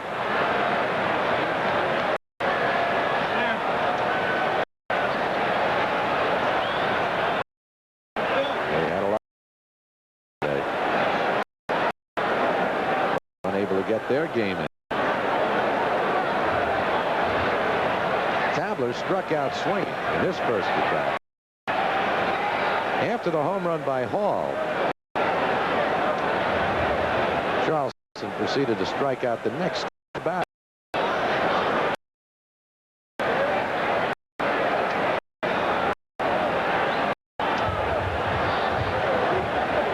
Ooh, 1-1.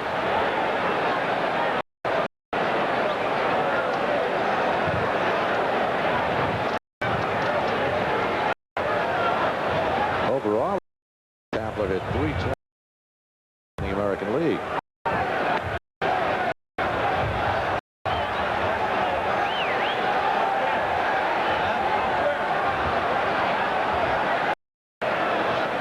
Only one base runner off Hudson today. Only one base runner in his American League career.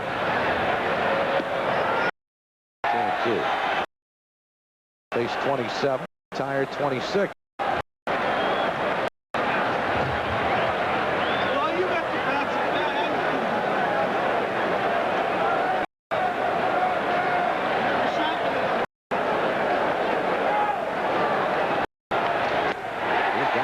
Strikeout. That's away.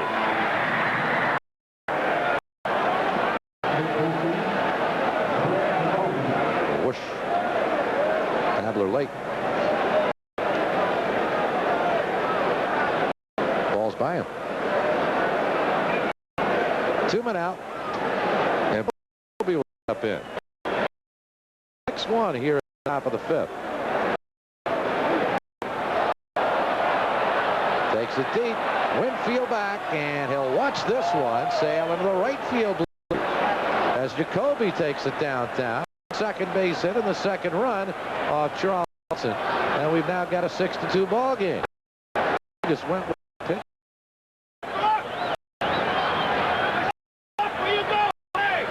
Thinking on Jacoby's part, simply to the fact that the Indians are down 6-1. They're 2 men out. You know that Hudson's going to try to throw strikes. He came with a fastball out over the plate, but went right with it. It's 17 last year season. Now we've got a 6-2 ball.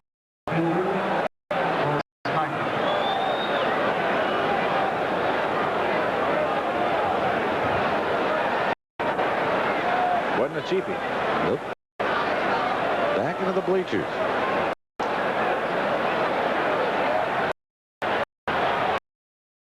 Hudson will now have to face Corey Snyder as the team has picked up. It's coming down hard.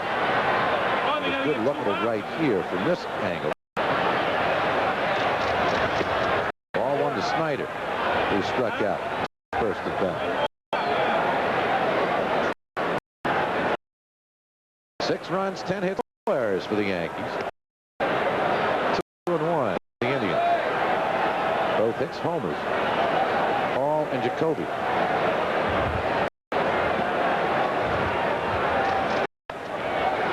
That's out of play. 2-1.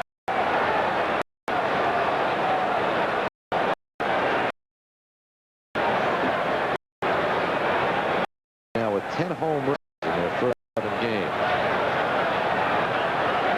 He has won only once.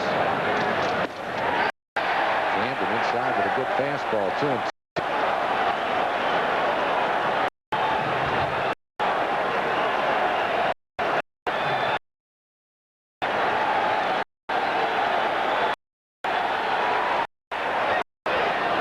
Hudson.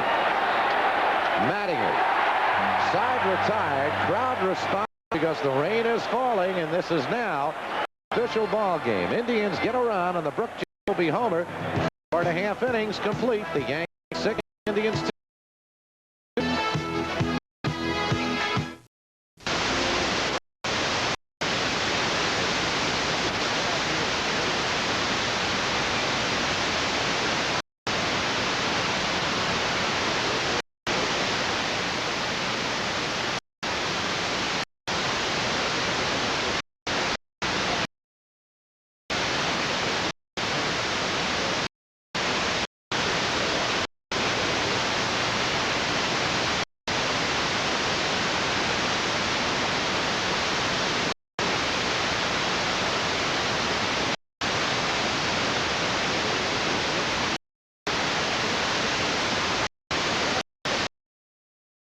First inning, 2-run single off Swindell. Well, big story though was a 2-out, 2-run single. After Swindell looked like he was going to possibly pitch out of a bases-loaded jam, he'd walk a couple of guys. And then the breaking ball, he got up to Kittle, muscled it out in the left center field. Kittle now 5 base hits and 10 at bat.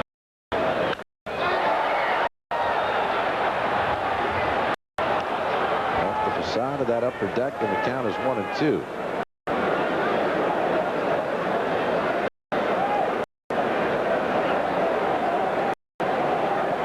Chilly afternoon here today. Remember, tomorrow night, the Indians back here. Strike 3, Kittle goes down. 1 man away for Tom Waddell.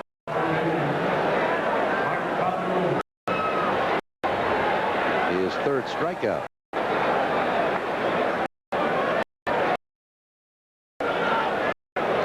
Rulo 0 for 2. The center back into a 6-4-3 play. Strike 1.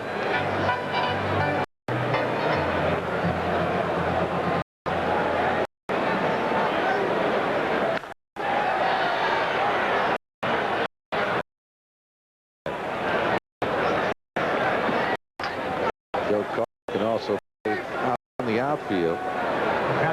He was quite a bit at first base.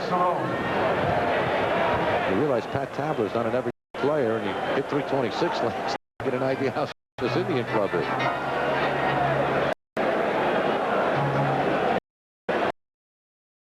And Rick Rowe. Joel Skinner thrown out of the ball game. Second inning, close play at first base. He argued with first base umpire John Hirschbeck. Actually didn't argue with him. Didn't have time to argue. He just bumped him. And Hirschbeck said, "So long, young man."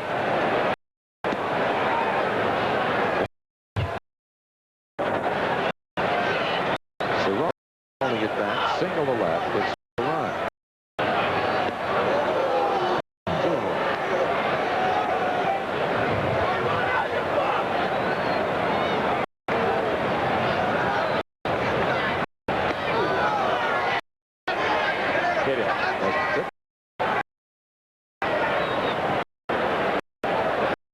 Cerrone reaches, hit the pitch. Just up the sleeve, it looked like from up here. And with 2 men out, Wayne Tyson, who's had a perfect afternoon. Infield hit and a single scored run. 6-2 fifth.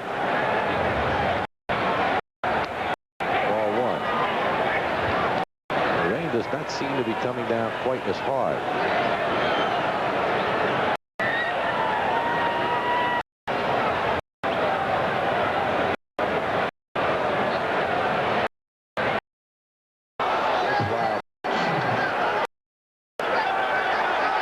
Cerrone is down second base. Catches that to what we we saw in Kansas City. That cushion support right on the barrier there. A couple of pitches we had over the week bounced straight back to the catcher. No chance. Which way to go? Swindell just curved too long.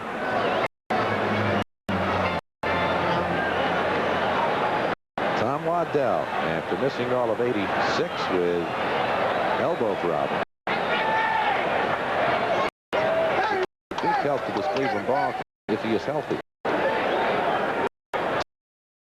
2-1. An 85 he could pitch. 9 days. Cerrone second, hit by a pitch, moving to second on a wild throw by Waddell. 1-2.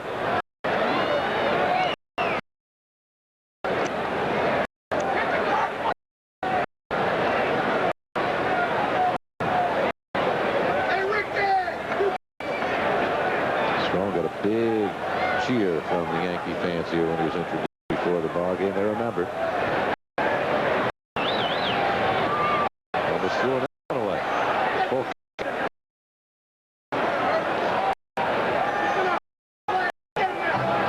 Work up.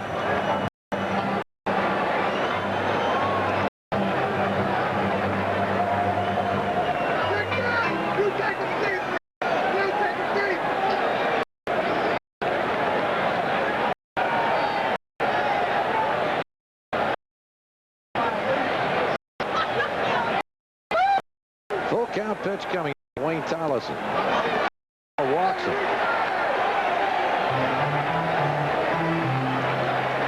Base on balls issued by the Cleveland right-hander. Cerrone remains at second. 2 men away. And Waddell will to face the top of the third. With Ricky Henderson sticking in. Well, the rule when 8th and 9th place hitters come to the plate, they've been cumulative 6 times to the plate, reach base 5 times. When that happens, usually some damage is going to occur. Yes. The only time 8th or 9th reach was the time that Skinner got close play, a bad throw out of the ball.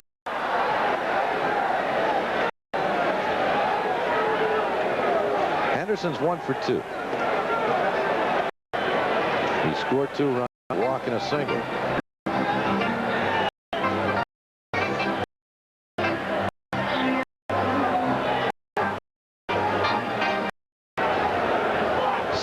New York. Bottom half of the 5th inning. Cerrone at second. Tollison at first. 2 men out. 3-0. Suddenly, Dell is having difficulty finding the.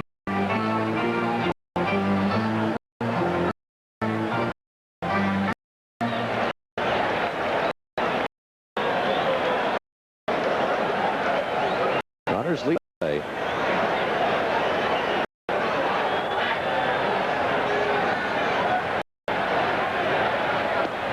Strike one.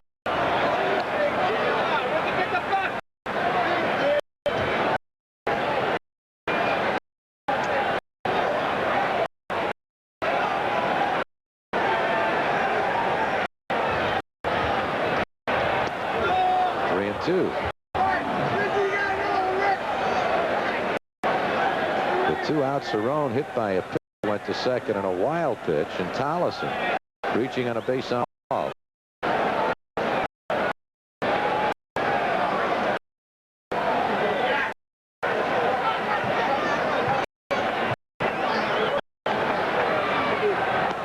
Bases are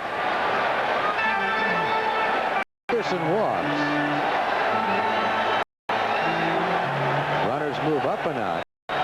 Cerrone third. Tollison the second. Jack Aker make a walk to the mound and start getting some activity in the bullpen. That is Doug Jones, rookie right-hander.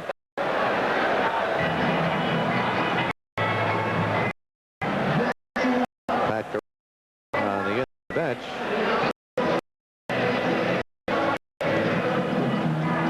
Last time Tom Waddell, Willie Randolph was back in the 4th inning. The bases were loaded. And Willie Randolph proceeded to clear, sending home Cerrone, Tollison, and Hudson. He's got the same, well, you figure. That's now. Perfect afternoon for Randolph for 3.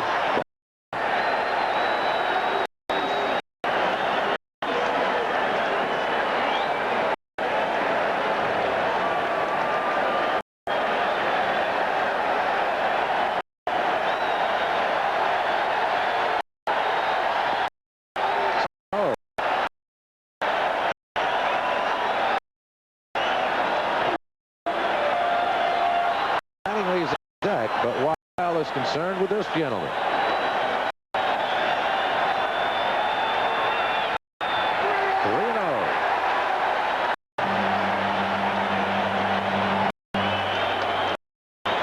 This is happening with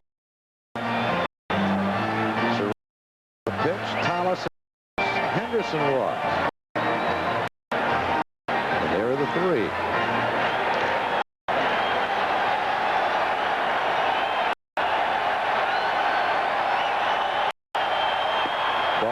Strike one on the inside corner. Willie is off.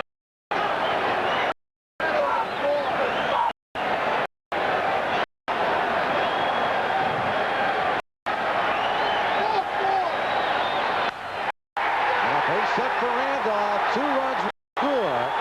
Cerrone comes across. Tollison is in, and Henderson is in third base. Out of second. On the throw is off, and the Yankees by a score of 8-2. A 5 RBI thus far for the Yankee captain Willie Randolph.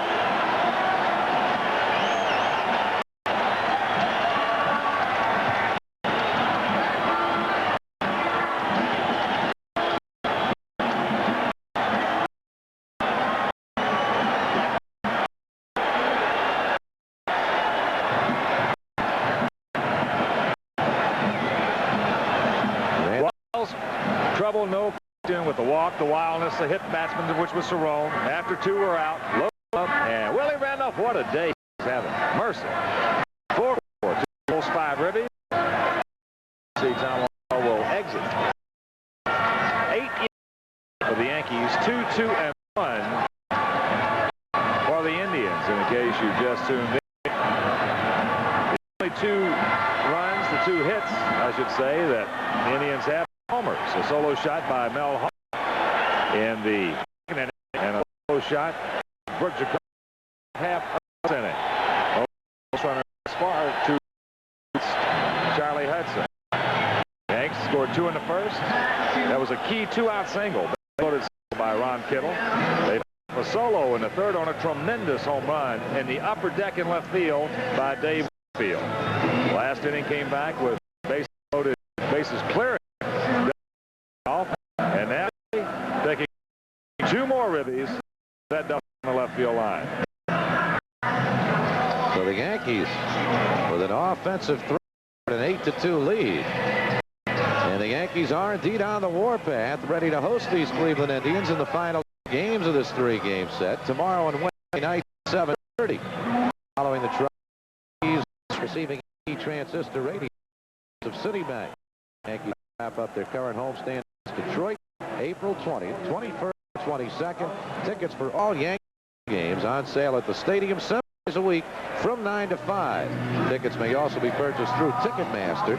For Yankee ticket information, call 212-293-6000. You've got of Yankee baseball traditions. Big right-hander Doug Jones, his 4th appearance this year. This is just the 7th. For the Tribe. Jones in his first 3 outings has worked 4 2/3, given up 8 hits, 6 runs, all earned. Thrown 1 home run, walked 1, hit 1, walked 4, and he has 6 strikeouts. 6'3", 190 out of Covina, California. 29 years of age. Last year in 11 games, had a record of 1-0, 2.50 ERA. Douglas Reed Jones. Third picture of Tom Waddell in 2/3. One hit a batter, struck out three runs, and responsible for the 2 men aboard for Henderson at third and Randolph at second. And Don Mattingly has had a tough afternoon. Struck out twice and fly to left. Up in with an 8 lead. Ball one. Actually, going to be very, very careful in this situation. Right-hander out there, first base open. Down 8-2. Indians cannot afford more across that plate.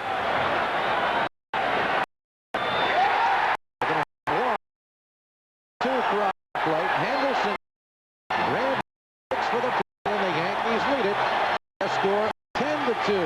Hard to understand. That's hard to understand. Pitching around it at that point. Yeah, sure. A mistake like that, up out over the plate, just rips it in the center field.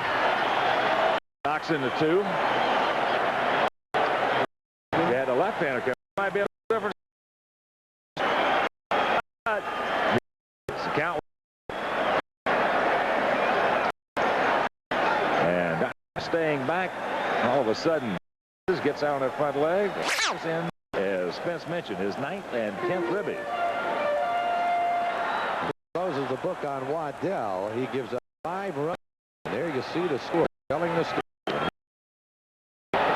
Winfield a line drive home run into the upper deck of field stand. The only question was, would it stay fair? It did off Swindell. And then Waddell got to pop up. 2-0. Winfield off good with 9 hits and 24 at bat. Next is Jones, the biggest appearance yet in which he has not given a run. Coming into this. Go for a ball. Which earned runs can be deceiving with the lead pitchers. I like to look when you can find it. It's tough to find inherited runners.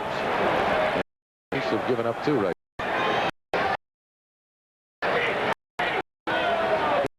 Well, as I said, that's hard to comprehend. Got the right-hander on deck. Second and third, the open base.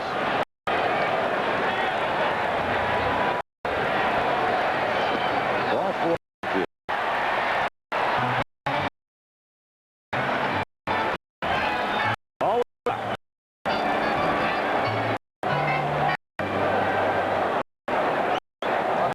Yankees are down around with Ward, the 9th batter, to come to the plate in this inning.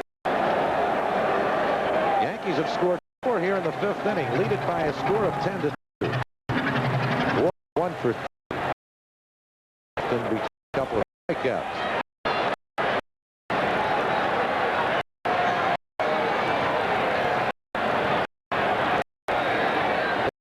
RBIs this season for Jeff Wood.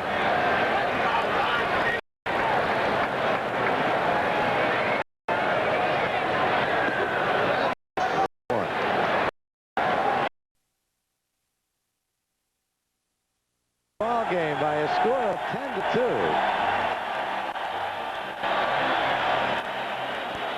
A 3-run 4th, a 4-run 5th inning. And Charles Hudson, who has limited the Indians to 2 base hits. At this point, looks like he could come up with his first American League victory. Obtain over till it's over. Well, he's had a good rhythm, a good tempo, as we mentioned. He's been very patient inside that windup. And that's nice to see. Hudson retired the first 4 this afternoon, then Hall stroked a home run. He then retired the next 10, and Jacoby whacked one to right field, opposite field home run. The only 2 base hits for the Indians, the only 2 base runners. Hudson has struck out 7, and Rick Dempsey, one of the strikeout victims, leads it off here in the 6th. Ball 1.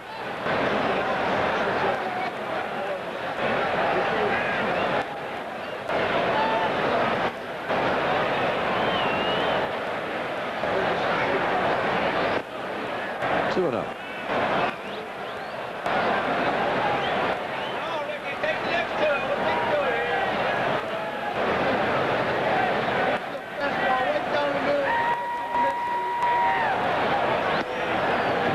No strikes.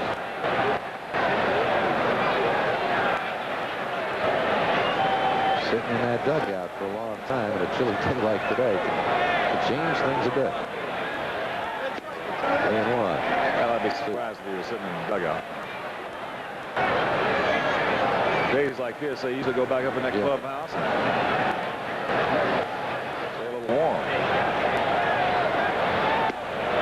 Ball 4. Hudson has given up his first base on balls to Dempsey, leading off the 6th inning.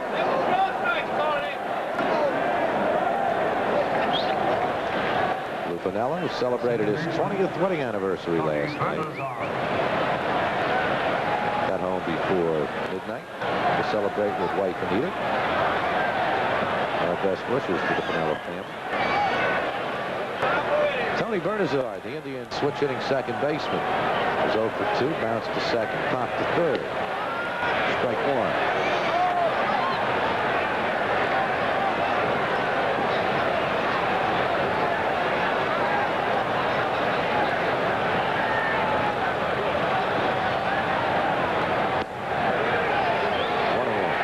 That's up at 0-2 at the outside corner.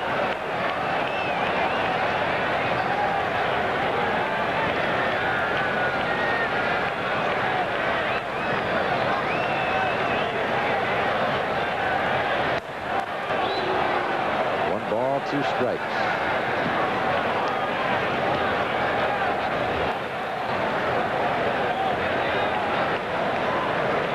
Dempsey leading away from first, a lead-off walk. That'll go out of play.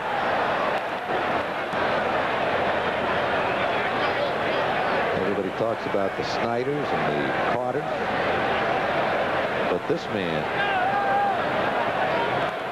the Indians could be contenders this year. He's done a number for him. Good, solid player. Hudson makes the play himself.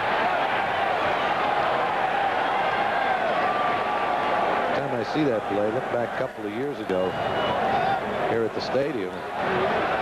Toby Harrah hit one just about the same spot. Just about knocked Joe Cowley out.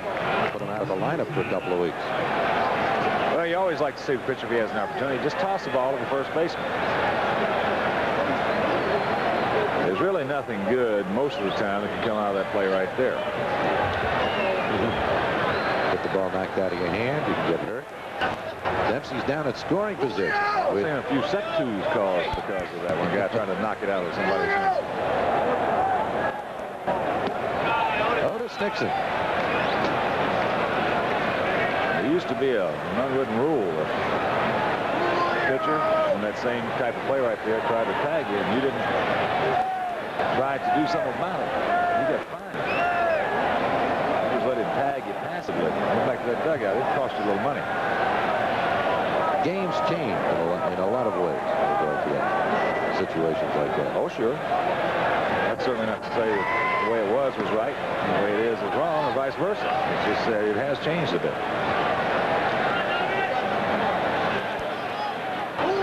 You broke in. You expected the brushback pitch after a home run. Not even a home run, just a good swing. If you had a good swing and foul one back if you were on it, and the next one you got knocked down. That'll go out of play. The count's 2-1 to Nixon. Hard to swing that bat sitting on your fan. It's harder to get back up and swing it the next time after you've been put down there. Oh, they used to love to see those rookies come in. I'll tell you, you had your indoctrination period. Your, what do you call it, hazing period?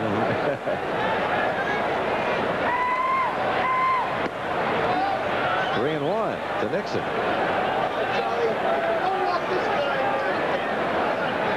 You were being tested. For some, the waters were a little bit too rough. You find out quickly.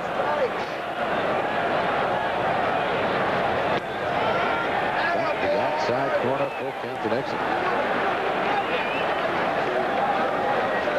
Charles Hudson in his first American League start has limited the Indians to 2 base hits as we play the 6th inning. Collison, 1 man away. Dempsey holds at second. They get 2 outs now. Nice play by Tolly with the speed of Nixon. He's one of the quicker guys in the league down the line from the left side. He had to get it, handle it cleanly, get rid of it in a hurry.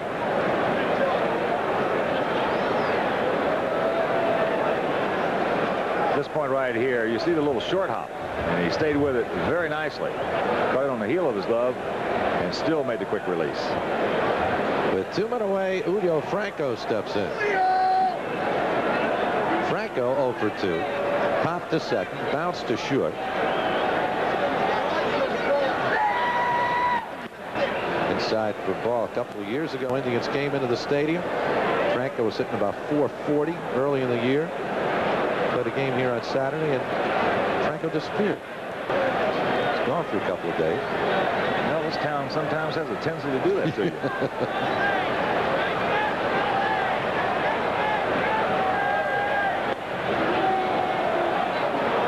Missed with that one, 2-0. There's no doubt he can play, though. He can hit the baseball, and he did cut down on his errors last year in the field. He's a terrific talent.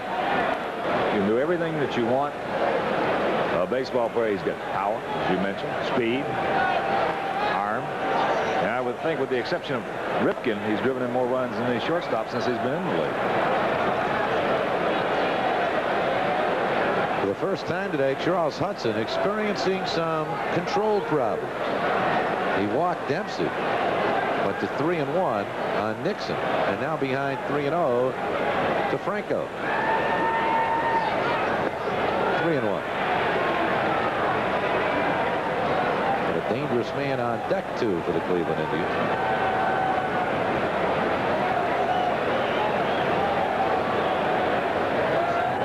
Joe Carter.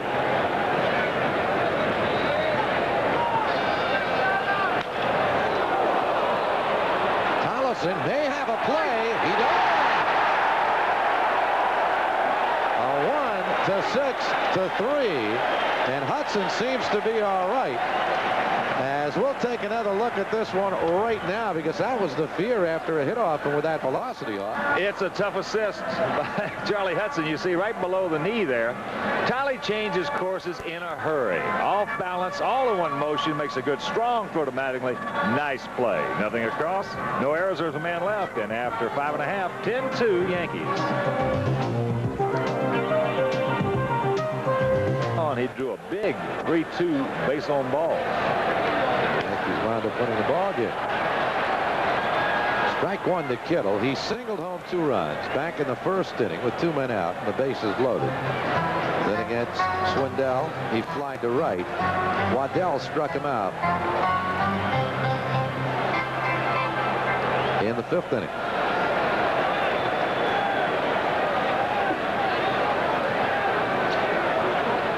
Happy-go-lucky, friendly young man. Don't get it.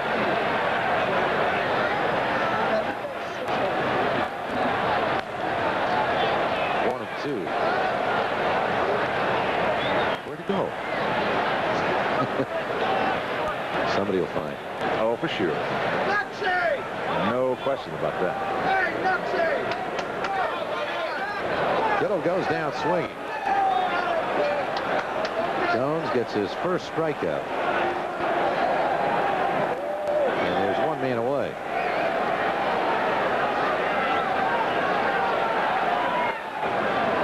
Mike Pagliarulo, 0 for 3 this afternoon.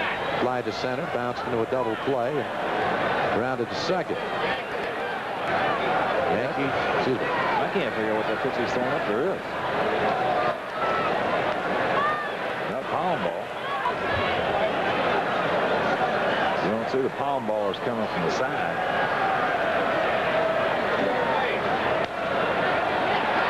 Base hit, Pagliarulo.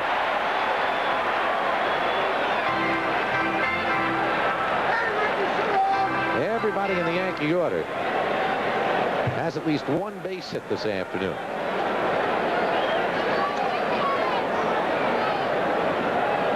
Bernazard and Carter both unable to flag that one down. There, he just got the sinker up a little bit.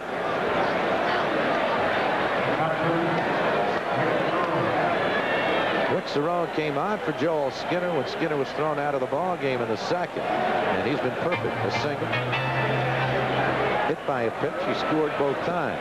Strike one. Bottom dropped out of that one. Yeah.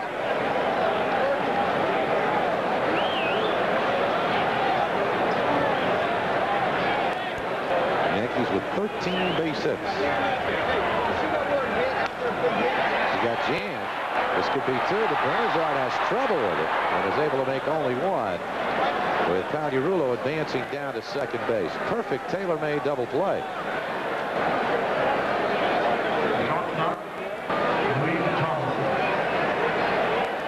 Bernazard, in his haste right here to shovel the ball over, gets handcuffed a bit and backs up on the ball and is able to make only one play at the first base. Let the ball play him a bit.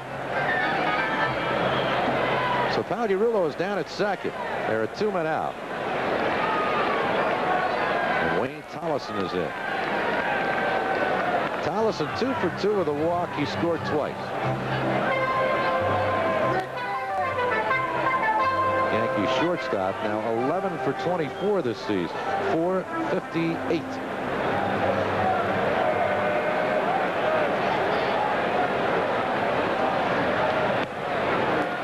Two and 0.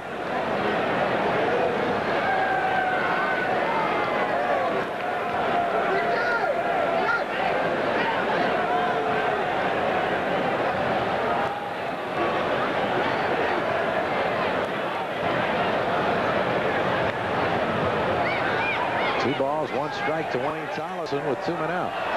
There it was right there. Looks a little bit like an old slip pitch that you haven't seen thrown in a long time. Same kind of action coming up there. Turning over real soft. They used to stick that, what they call choke that ball, way back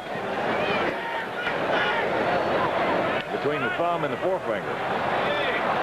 Easy play for Jones. Side retired. Yankees get a base hit. They leave one. 6 innings gone by. Yanks 10, Indians 2.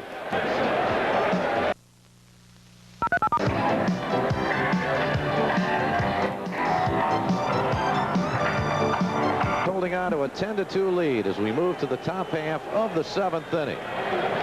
Charles Hudson has limited the Indians to 2 base hits. He'll face Joe Carter, Mel Hall, and Pat Tabler. Ball 1. Hello.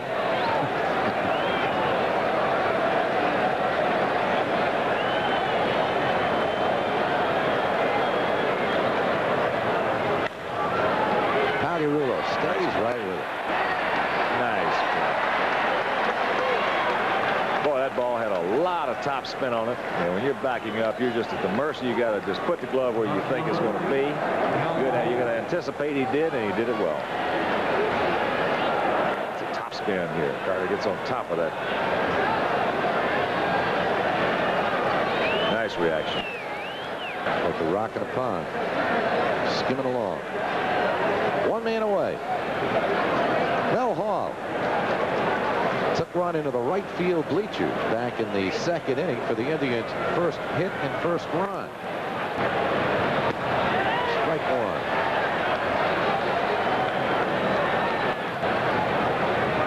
Hall, who came over in that deal with the Cubs. Sutcliffe going to Chicago. Carter and Hall coming to Cleveland. Missed 85, serious automobile accident, but hit 296 last year.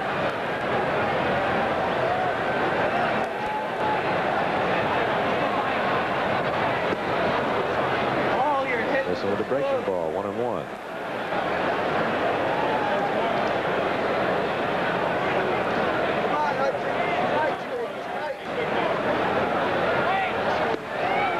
He got the inside corner. 1 ball, 2 strikes. It's been quite a day thus far for Charles Hudson. Came back to the team to New York last night.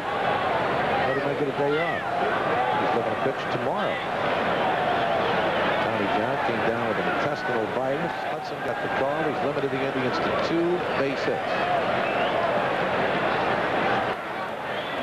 2-2.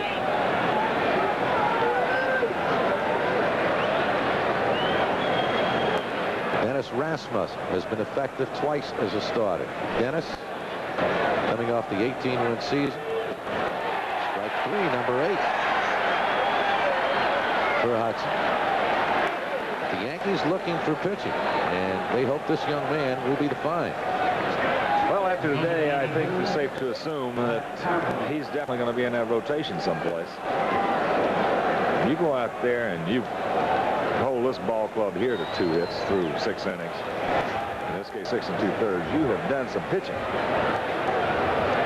Pat Tabler. We mentioned the Indians came into this game 1-5, but in their 6 games, they've averaged nearly 9 hits a ball game. So they'll hit, even when they lose. But today that has not been the case. Tabler has struck out twice. Talking to some of the Indians before the game, there were 2 games they lost up in Toronto. They said they just flat got out defense. I mean, Toronto caught everything, especially Tony Fernandez. It was hit. Winfield's right there. And the 1-2-3 inning for Charles Hudson in the top of the 7th. Nothing across for Cleveland. 10-2 to York.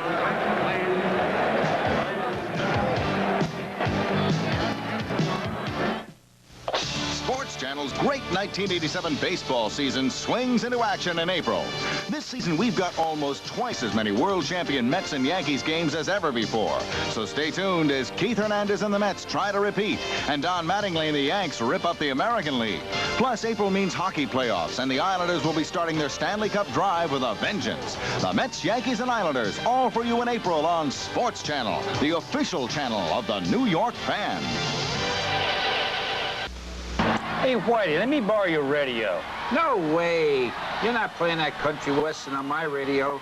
All that twanging's bad for radio. Country and western is good music. Come, catfish. Country and western lacks melodic sophistication. The chord progression are simplistic. The harmonies... Citibank presents Yankee Transistor Radio Day, April 19th at 1:30. All fans will receive a Yankee Transistor Radio, compliments of Citibank. Yankee baseball. Where traditions are born.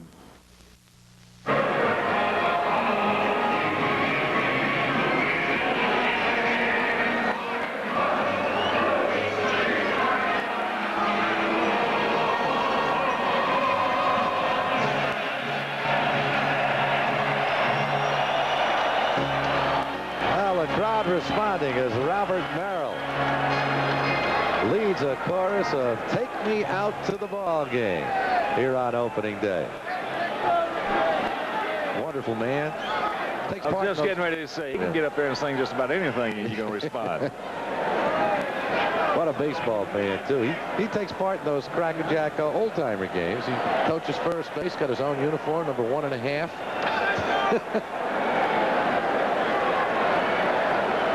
Bottom half of the 7th, and Ricky Henderson as we start with the top of the Yankee batting order. Henderson 1 for 2 with a couple of walks. He scored 3 runs. Strike 1.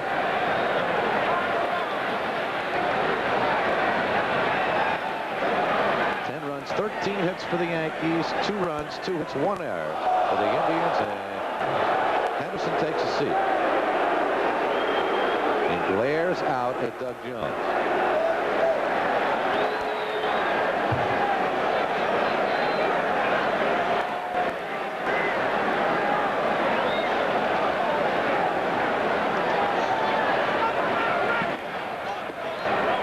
Just missed inside, 2-1.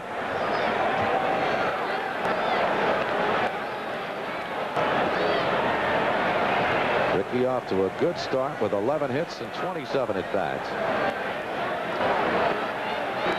3-1.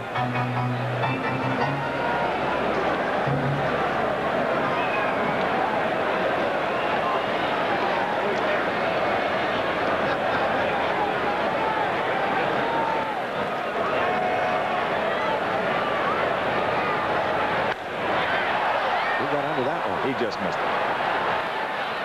Mel Hall, 1 man away.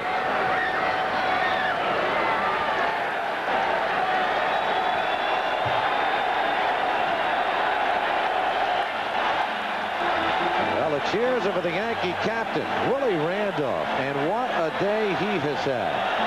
Single in the first, scored a run. Single in the second. Doubled in the fourth inning with the bases loaded for 3 RBIs. Doubled in the fifth inning with the bases loaded for 2 more. A 5 RBI day.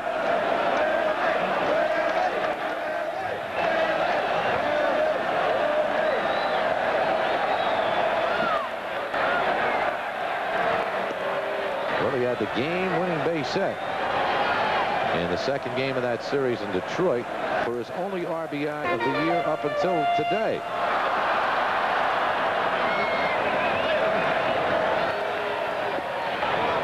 Two and 1. Second 1 and 2. Got the inside corner.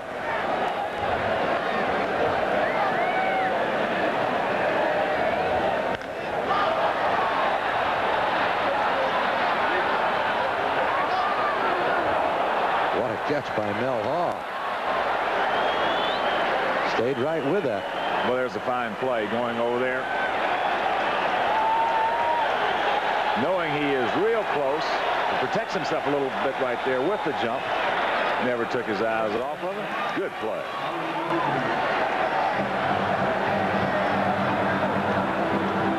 Use that right foot of his to kind of catapult himself up. And with 2 outs, here's Mattingly. Mattingly's 1 for 4. He struck out twice and singled home a couple of runs back in the 5th inning. Situation that kind of left us mystified up here. At second and third, the open base, and Jones on. During that change that he throws, got it up, and he just stroked him right into center field. And that was almost the wrap it up, put it in the mail, and send it off hit. 2 and 1 to Mattingly.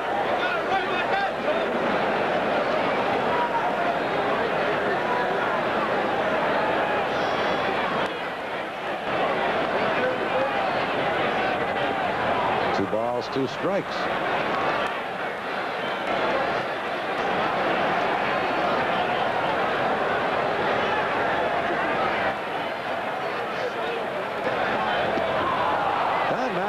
Struck out 3 times this afternoon. We'll have to check if that has ever happened before. In my memory, it has not. Yankees go down 1-2-3 here in the 7th inning through 6.5, through 7, that is. It's the Yanks 10, the Indians 2.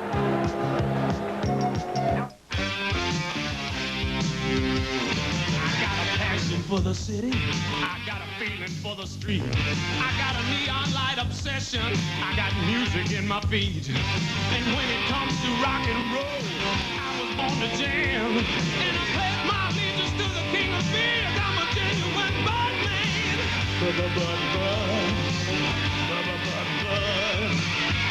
a bud man.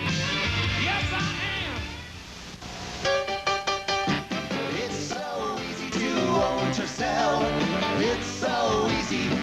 New Toyota Tercel EZ, still priced in the 50s. So easy. Contemporary style, contemporary power, but priced at only $58.48. It's so easy. Toyota Tercel was the most trouble-free new car sold in its class. It's so easy to own Tercel. Still priced in the 50s. Look ask for anything more.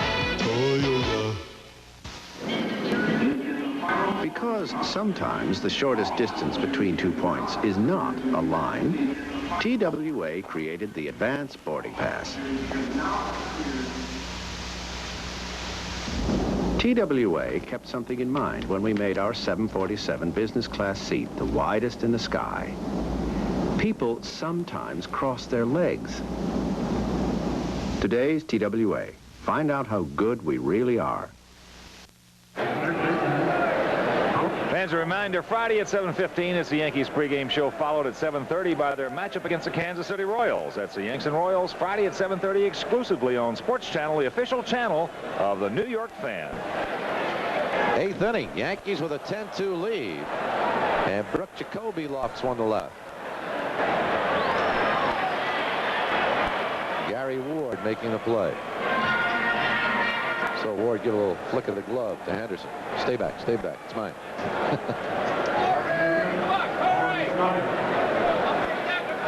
Charles Hudson gave up a home run to Hall in the second, a home run to Jacoby in the fifth.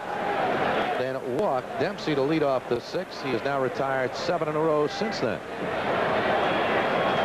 Corey Snyder's 0 for 2. Struck out, bounced to short.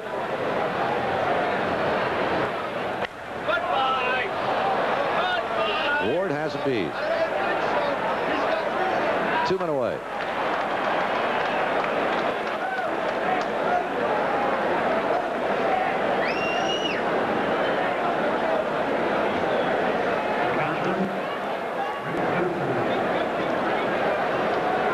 Dempsey, only one of 3 base runners the Indians have had today. A leadoff walk in that 6th inning on a 3-1 pitch.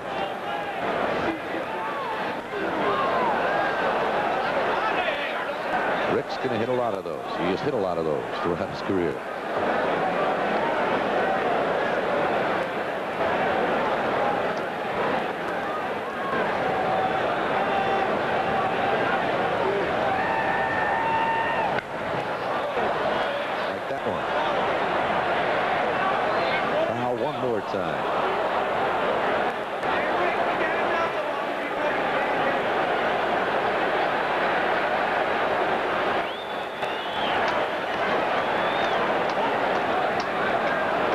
Crowd here at the stadium. On a chilly, rainy day.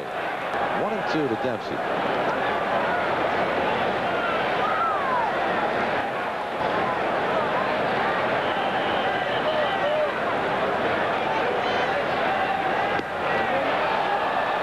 Just missed.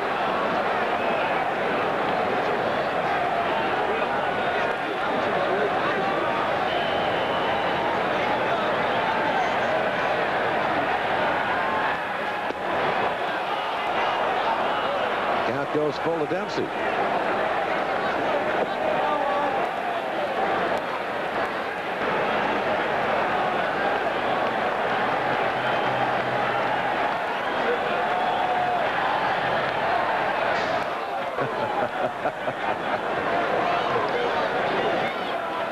Oh, mercy. He is fun to watch play. Dempsey. Look at this. There's a big left-hander, Dave Rigetti. He's had a chance to get in the ball game in a couple days. He walks Dempsey a second time. Not a 3-2 pitch.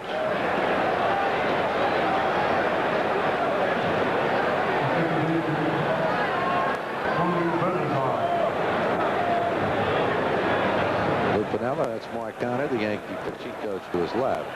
Well, I would imagine that Rigetti is going to come in for an inning, next inning anyway. He just needs to throw.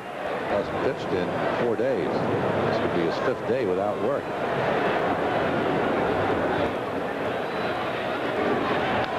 Bernazard and a foul ball. That one there. The other team is scoring a lot of runs. It's not going to give you a whole bunch of opportunities. You look at Bobby Bonds, first base coach and hitting instructor. Boy, he's done a job. But it's not going to give Pinella too much of an opportunity to get to Rigetti.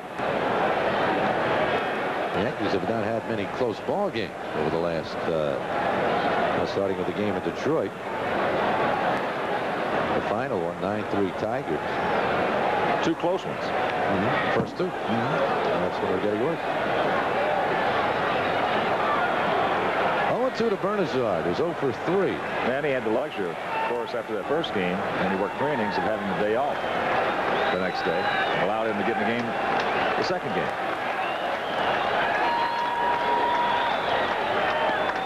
A 1-2. Hudson's walked 2. He has struck out 8.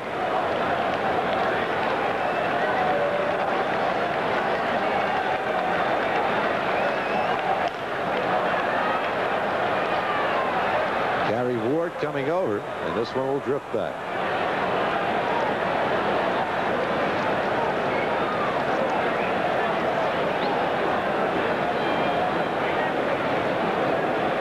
Hudson's career high in strikeouts, 10, while with the Phillies. Back in 1985. 1-2 pitch. Well, he's one off that mark now. That's number 9. for Charles Hudson. No runs, a walk. The Indians lead 1 through 7.5. 10-2 Yankees.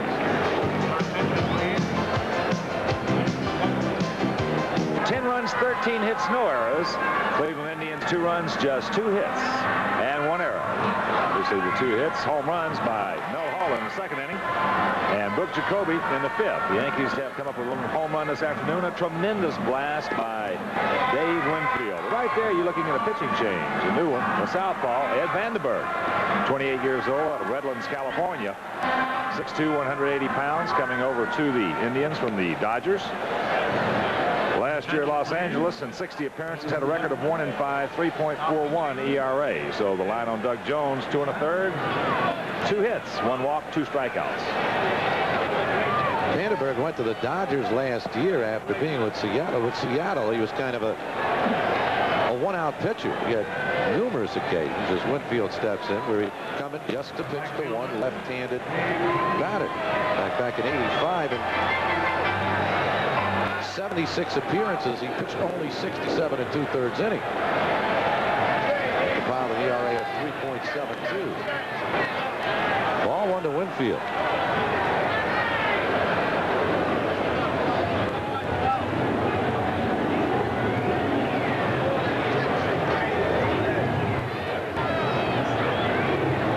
The Indians got him as a free agent.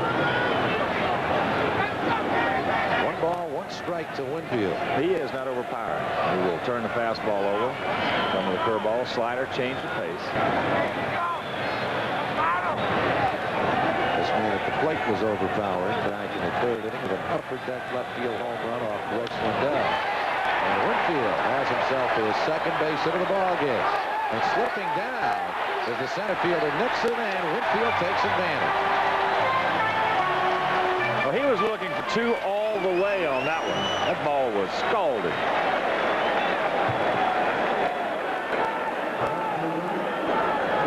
Watch him just reach out and put the hammer down.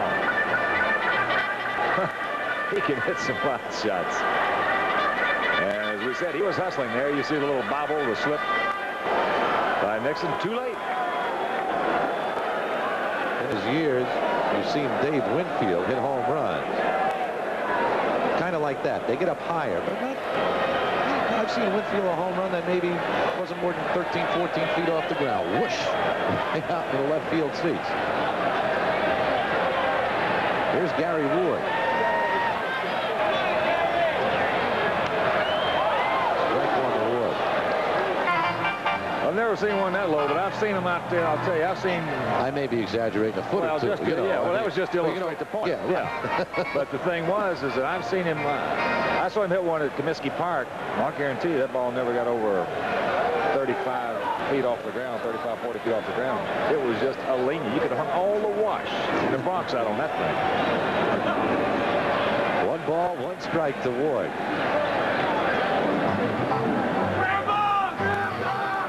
Rick Dempsey.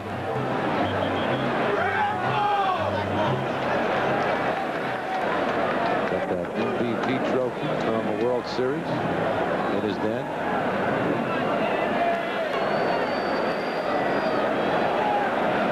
Two and 1.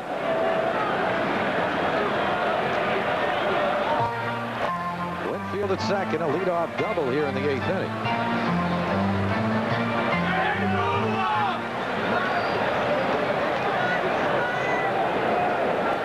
Yankees with a 10-2 lead.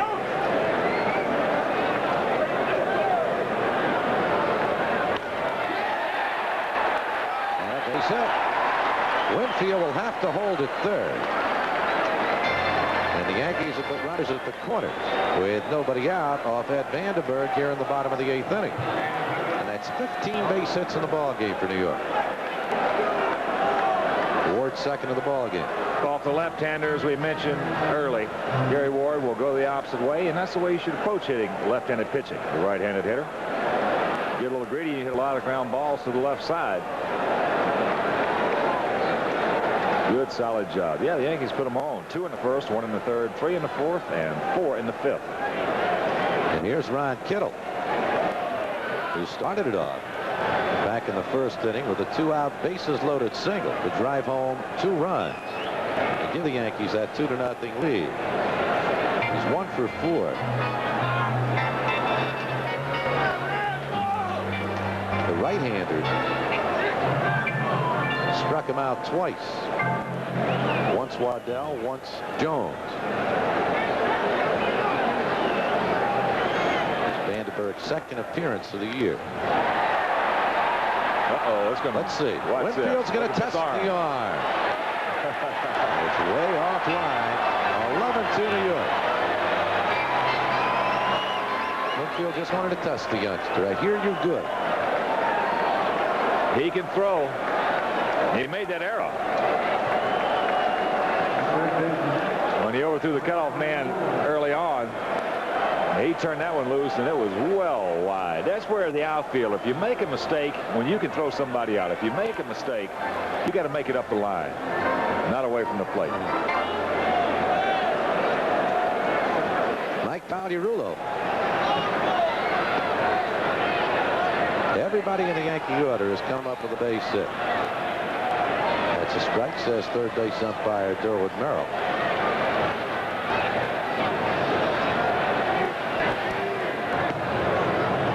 Strike 2.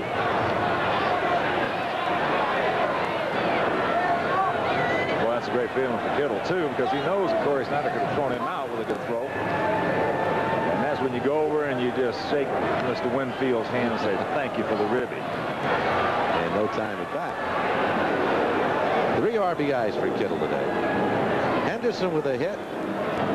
Randolph with 4 and 5 RBIs. Mattingly with a hit. Winfield with a couple. Ward with 2. Kittle with 1, 3 RBIs. Pagliarulo, Cerrone, a hit apiece, and Tollison with a couple.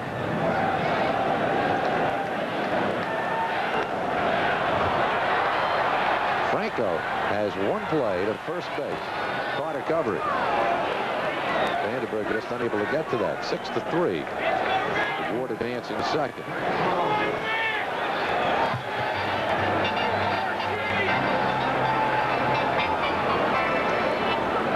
Two men out. Rick Cerrone. Skinner ejected from the ball game in the second inning by first base umpire John Hirschbeck after a disputed call at the base. Cerrone has a base hit. He scored 2 runs. Hit by a pitch. 1 for 2.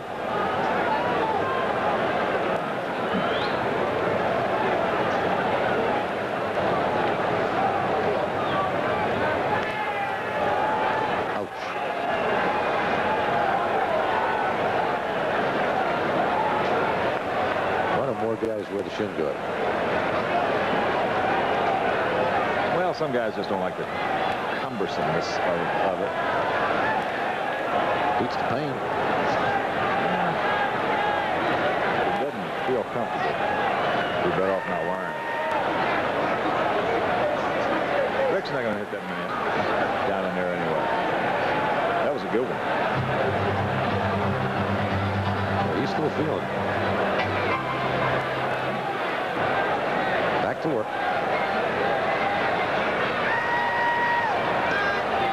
Good play by Dempsey. 2 balls, 1 strike.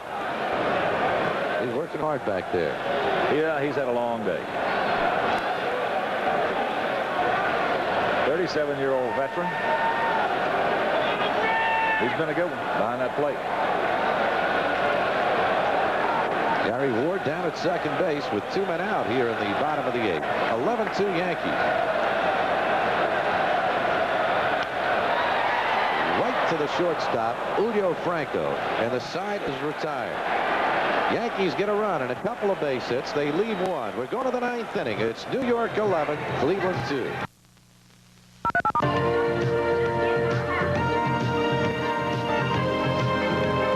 Yankees leading it by a score of 11-2. Number 7, Mickey Mantle's number, and many of you folks may not have heard. If you have heard the situation with Mickey experienced some chest pains last night as he arrived back in Dallas, was taken to a hospital in Irving, Texas. Not a heart attack, according to the hospital, thankfully. They originally put him in the intensive care unit, the coronary care unit, put him in serious condition. They have upgraded that to fair, so that's good news, and let's hope Mickey has a speedy and rapid recovery. We need him in the broadcast booth. Not only for that reason, of course. What a man. Well, my dear friends, I'll tell you, what a guy. Carmen Castillo pinch hitting here for Otis Nixon as we start the 9th inning. Gary Ward is there. 1 man away.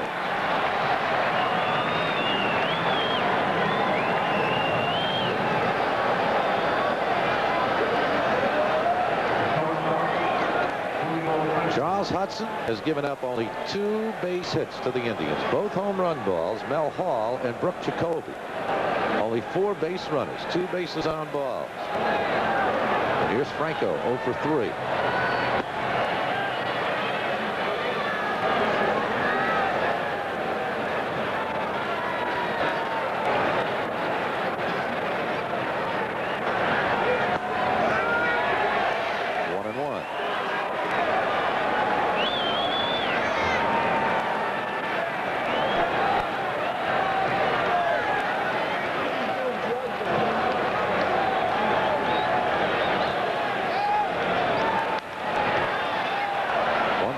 Strikes. We were kind of thinking that Lupinella might bring Righetti on. He could have him warm up for quite some time. Has to get his arm loose. I've given Hudson an opportunity here. Well, I'm sure that if Righetti had asked him for an inning, he would have given it to him. Maybe he just threw enough down there. He got loose, and he's satisfied with it.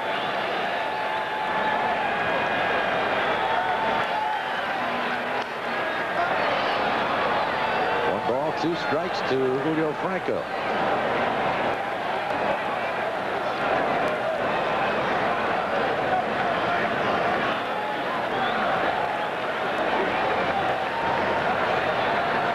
That bat so far back.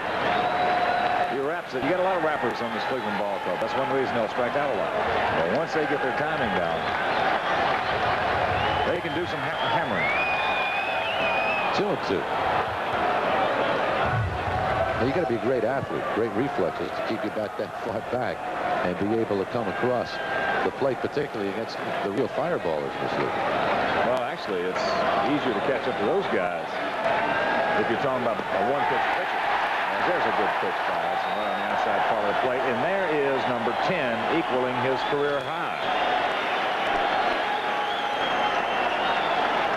So quite a day for Charles Hudson. 10 strikeouts. He's given up only 2 base hits, and here's Joe Carter. But the Yankees leading by a score of 11-2. What gets the big swingers, like Cleveland has a bunch of them, is when a guy can get 3 pitches over and change speeds on. Uh-oh, you can put that one on the board. 3 hits, 3 home runs.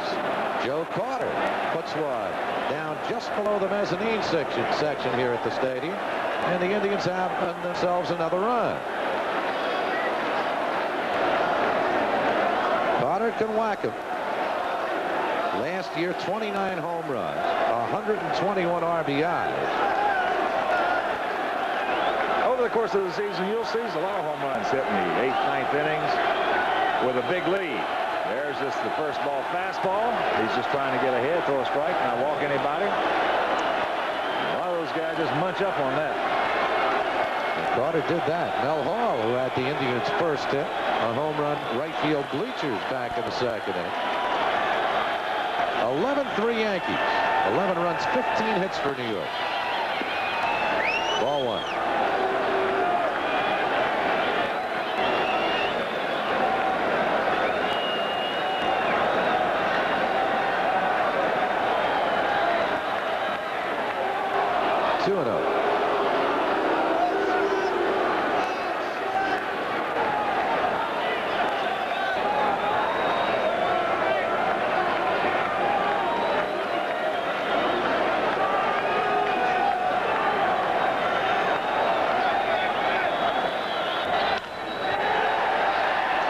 Dirulo at 3rd. Ball game's over. Complete game performance from Charles Hudson. as the Indians able to come up with only 3 base hits. All 3 of them the long ball variety. Ball in the 2nd, Jacoby in the 5th, and here in the 9th inning, Joe Carter puts one down the left field line for yet another run. Not too bad a performance by Mr. Hudson. And as we talked about at the top, he did not know he was going to get the ball today. Probably had a good night's sleep last night, even though it may have been a little short for him. All of a sudden comes out and turns in just a beauty. And that's certainly a big lift for his teammates as they needed a 9-inning game from somebody. And they got it here this afternoon from Charles Hudson. Handshakes abound as the Yankees come away with an 11-3 victory over the Cleveland Indians. And we'll get back to the stadium right after this.